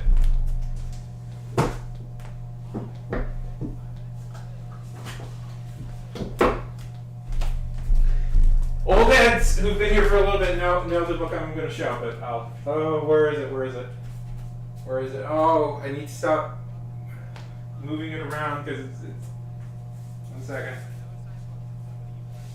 second. Is it? No, that's not it.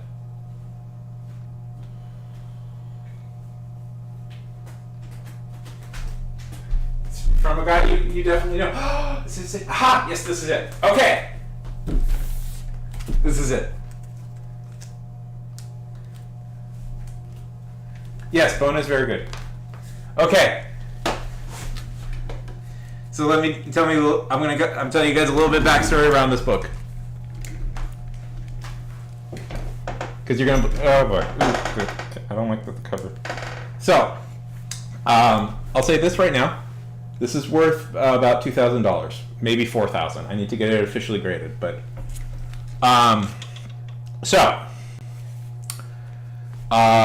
Spike TV. If you don't know, Spike TV doesn't exist anymore. I think it's the Esquire channel now. But when it came out, one of the shows they had was an animated show. Oh boy, how would I best describe this? It starred Pamela Anderson, and she played a superhero in it. And I'll let you look up the rest of the facts on your own if you want. Don't look them up. I don't know how because it's kind of cool. The important thing is it was created by none other than Mr. Stan Lee himself. Now, Stan Lee attempted a reboot of this show a few years ago under his own comic company, and he was there, and he was promoting his new comic book. He was promoting the new attempted reboot of this show by appearing live and in public, signing copies of it. And guess who met him and has a signed copy of a Stan Lee comic book?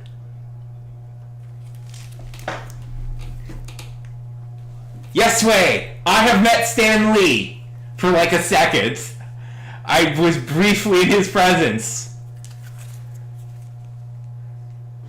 I feel weird about showing the cover because it's pretty explicit, but it's there.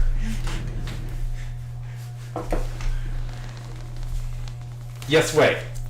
I officially have met Stan Lee. Yes, I did.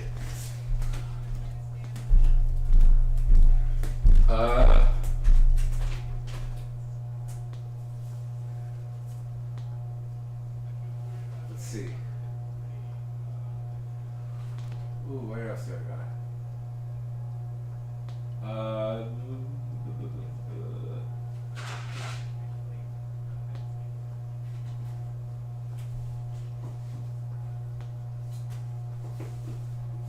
Okay.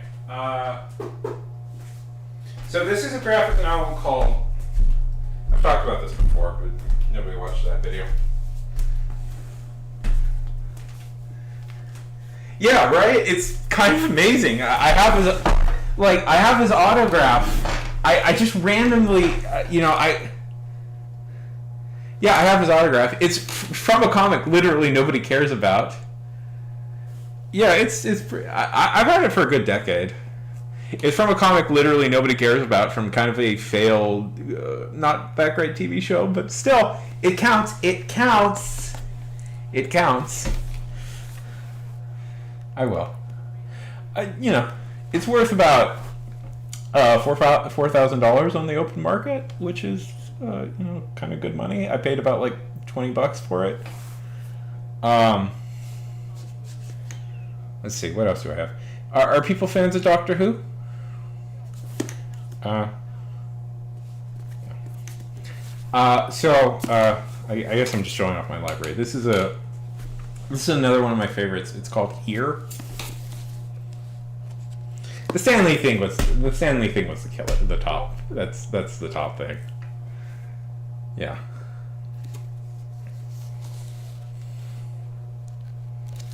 Yeah. It's pretty cool, right? It's pretty cool that I met him. I've also met Tommy Wiseau and Felicia Day. Those are the 3 celebrities I've met in my life. Oh, and the Mads from Mystery Science Theater 3000.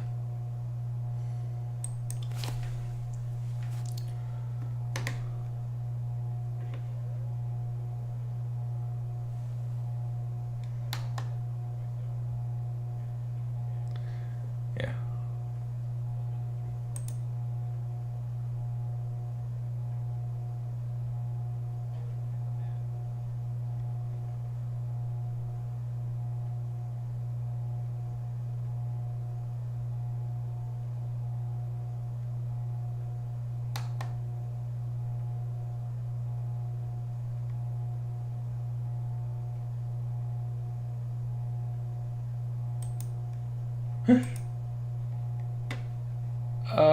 Sometimes. Sometimes I've read. Why, do you got a recommendation? Are you working on one yourself?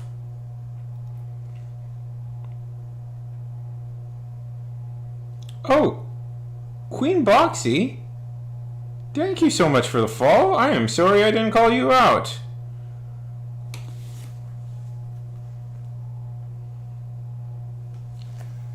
I also met Chewbacca.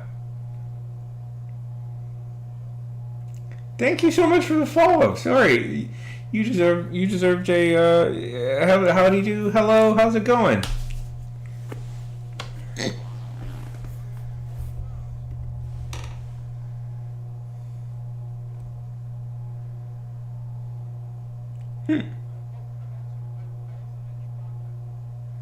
Feel free to share.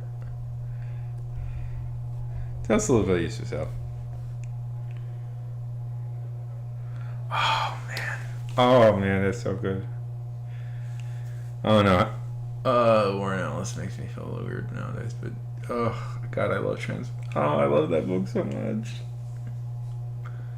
Yeah. Comics are fun. They're really fun. Tell us a little about yourself, Queen. I want to hear everything. Are you a writer?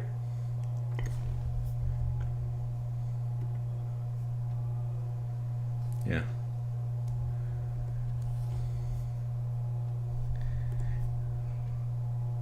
Have you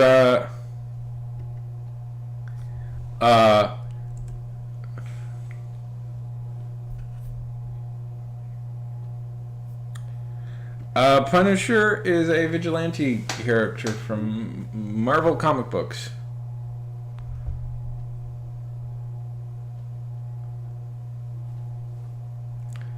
He can be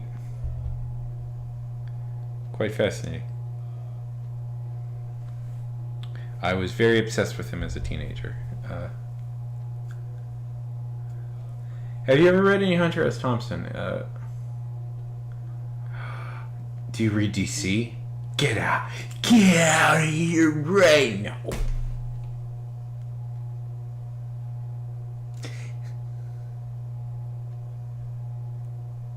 Get out of here right now.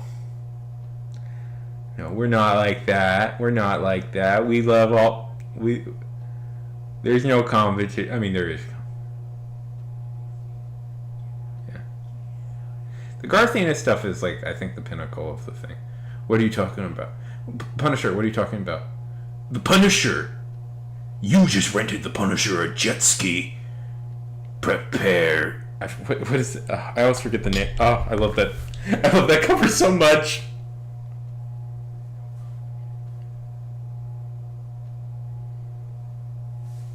Punisher jet ski. Have you ever seen that one? The cover? I did a whole little bit about it. I just read it out because I thought it was so funny.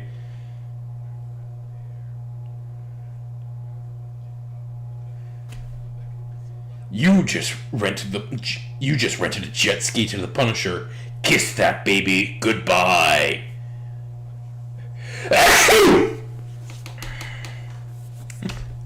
Queen, tell us a little bit about yourself. Are you what type of stuff? Yeah, they're not particularly that great. No. What are you talking about? Thomas Jane?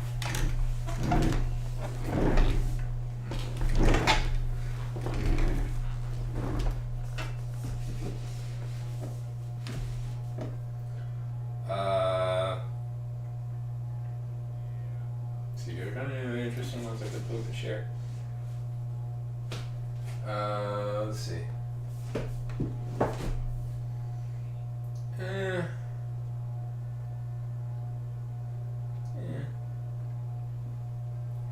I mean, I got this.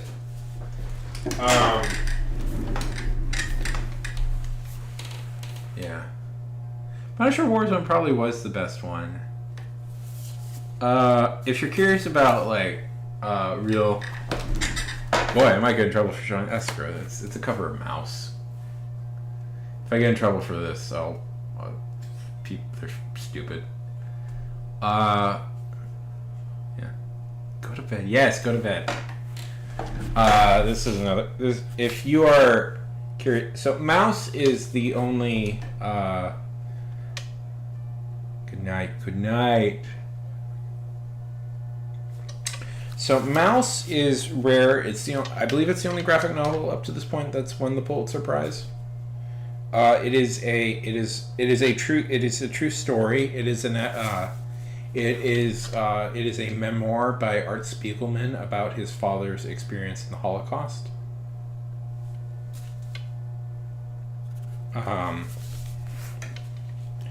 It is if you want to read something really, really harrowing, read this. This is it. It is currently being challenged. Yes, very heavy stuff. It is currently at the moment being challenged by several very awful people. It is one of those books that is constantly challenged, but it's one of the darkest things you read, but it's a very intensely done book. Whereas, like, I like to recommend something lighter, just because I'm not all doom and gloom. Let's see. I swear I'm not. I swear I have my light, effervescent side to me too. Let's see. What do I have? What do I have here?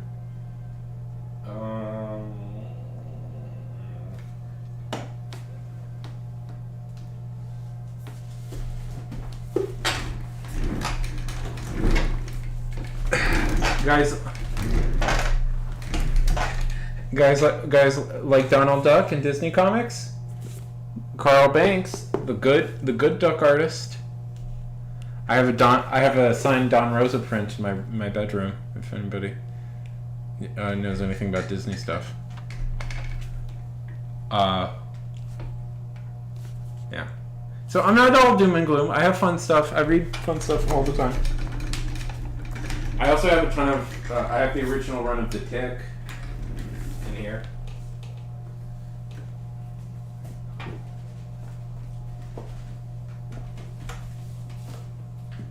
What else? I don't know. What else?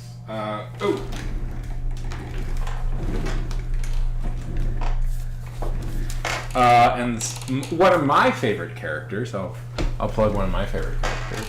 The Spirit. Will Eisner's The Spirit is one of my favorite characters of all time. I was one of the first comics that came out when I started reading comics was the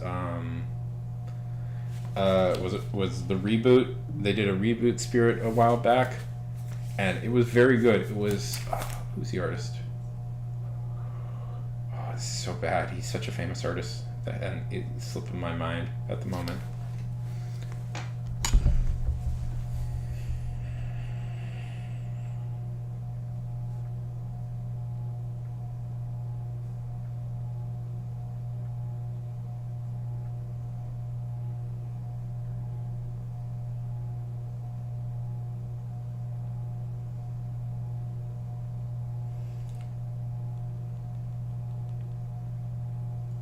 Anyways, so that's just a little bit of a collection of stuff I have.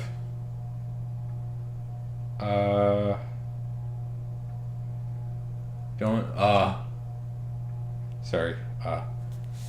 I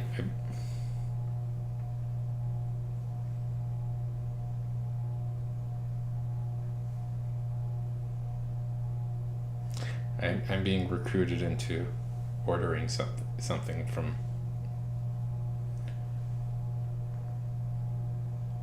I don't think I've ever heard of that one.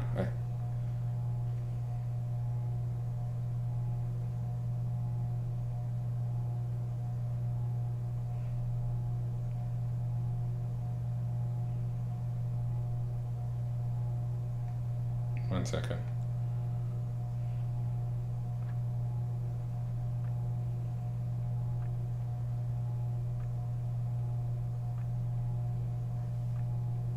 I have been asked by a member of the household to order some food.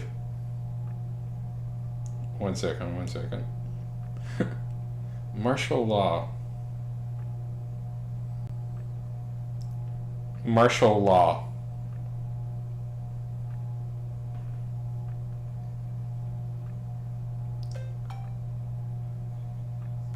Martial law.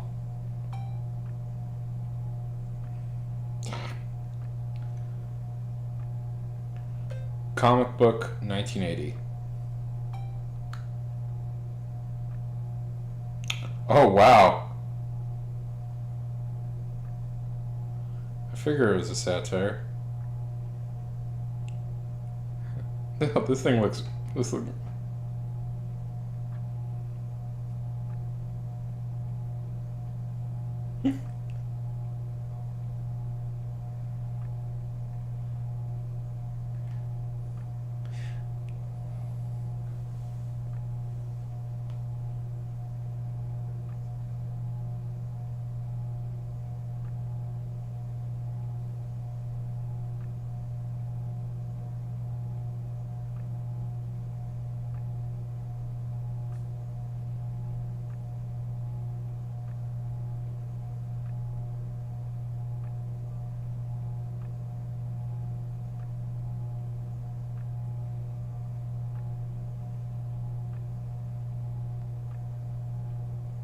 one second, sorry.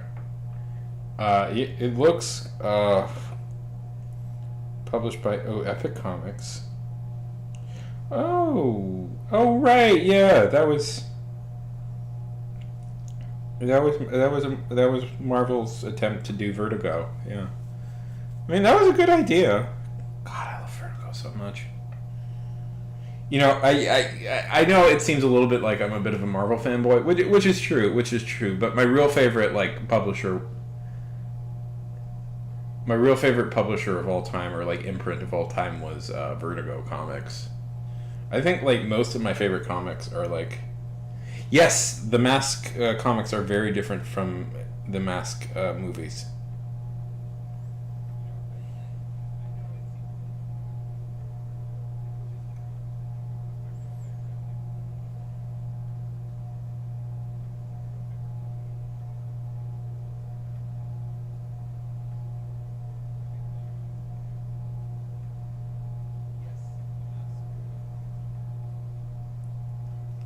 Yeah, that is a like Stanley Ipkiss in the comics are like is like a monster.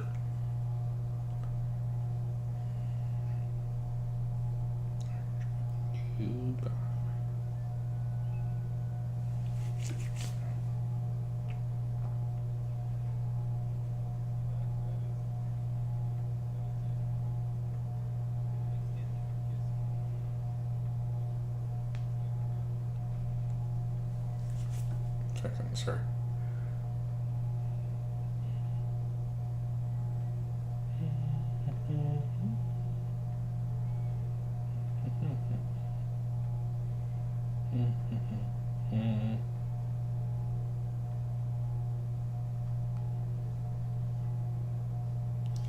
I know, exciting. It's really intense.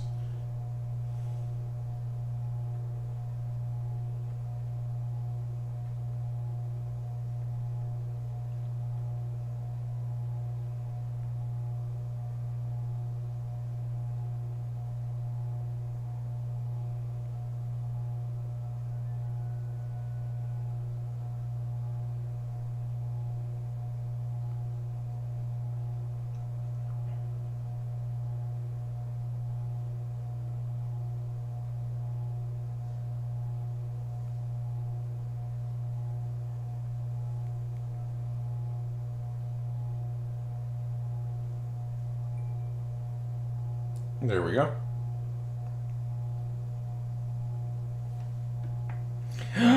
Melodin! Hello! Yes, I am a donut. Sorry. Something just came up on the phone. Hi. How's it going? I am fucking silent. I am the silent. I am as silent as... Sorry. A little business on the phone came up. How's it going?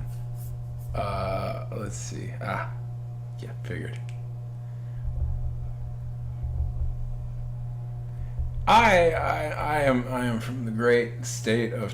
I am from the United States of the U.S. I am from the great state of Tejas in the U.S. I am a member of the general city of Houston.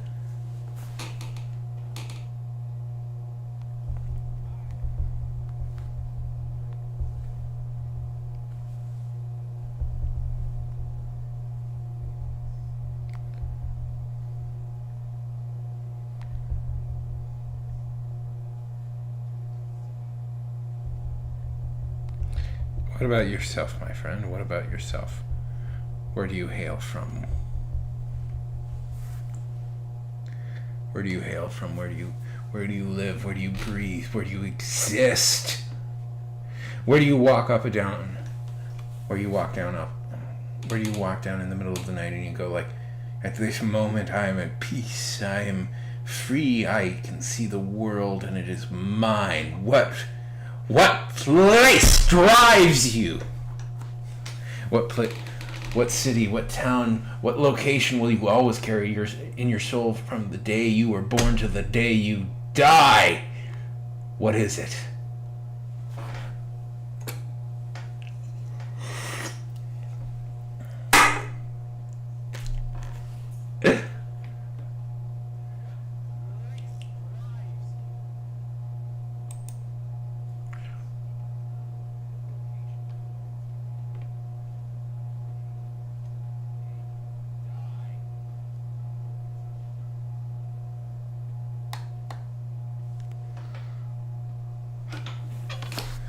Speak the truth, Melodin.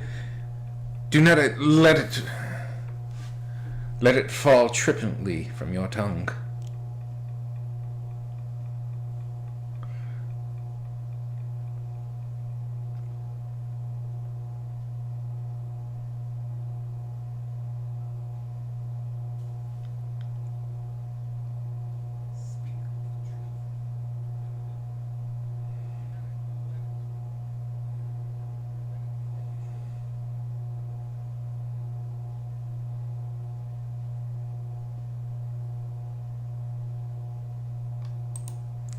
Yes. The Dark Horse stuff was wild.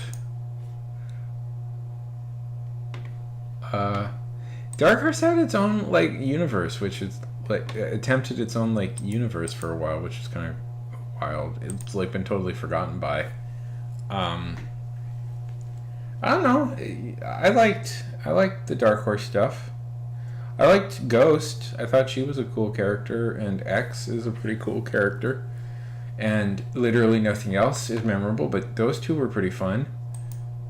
And Barbed Wire, that's where Barbed Wire comes from, which is the second time I've talked about a Pamela Anderson project within in the confines of this stream.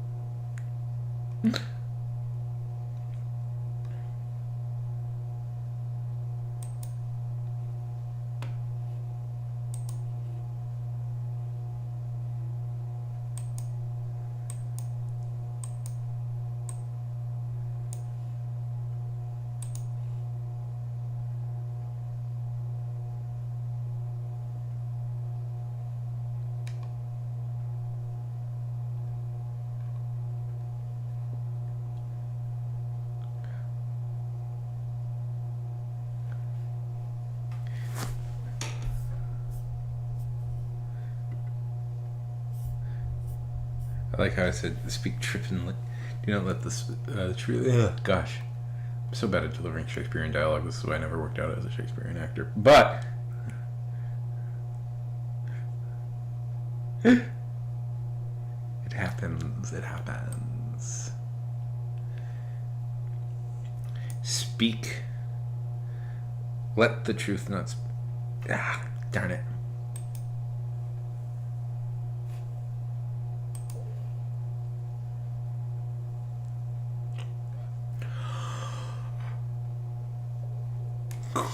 Let the truth.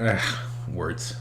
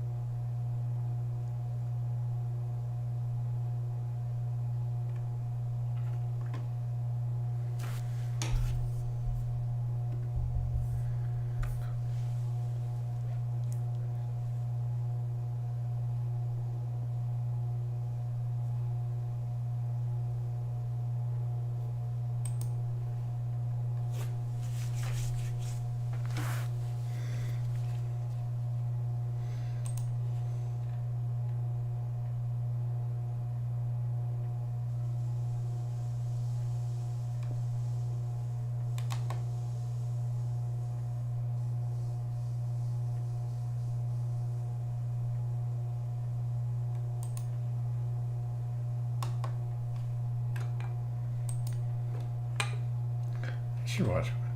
I've been thinking about covering like more art films on my channels.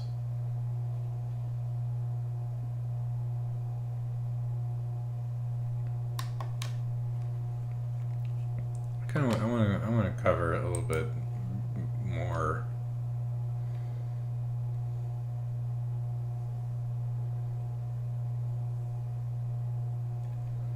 Complicated things, not complicated things. That's not being fair. But like a little bit more wider things, I think.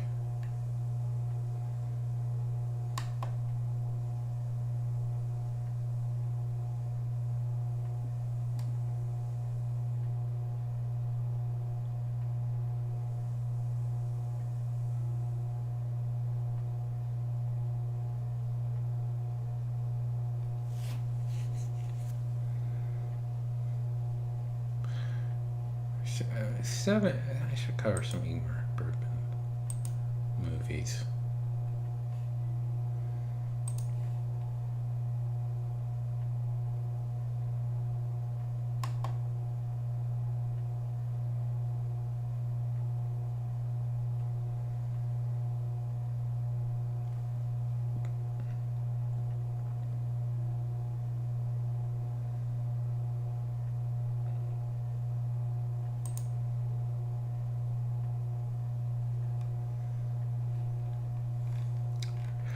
Well, looks like everybody's gone and relaxed and gone to bed. Sorry, I got distracted. I had to deal with just a little bit of business on my phone.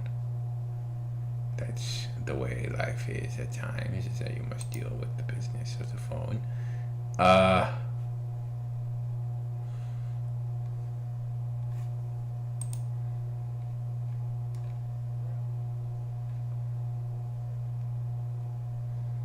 Hope everybody had a good time. I was in a absolutely foul mood today. But I had a good time. I had a good time. I had a good time talking to people. I had a good time just chatting about stuff I was interested in.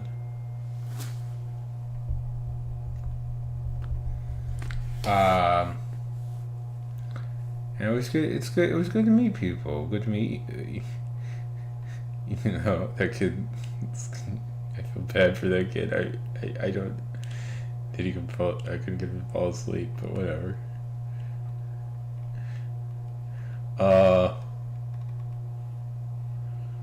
Hope everybody has a good time, and I'll see you guys. I'll probably be on tomorrow. We didn't hit the goal today, but we hit a goal, which is me having fun, and I liked having fun. So, good night, everybody.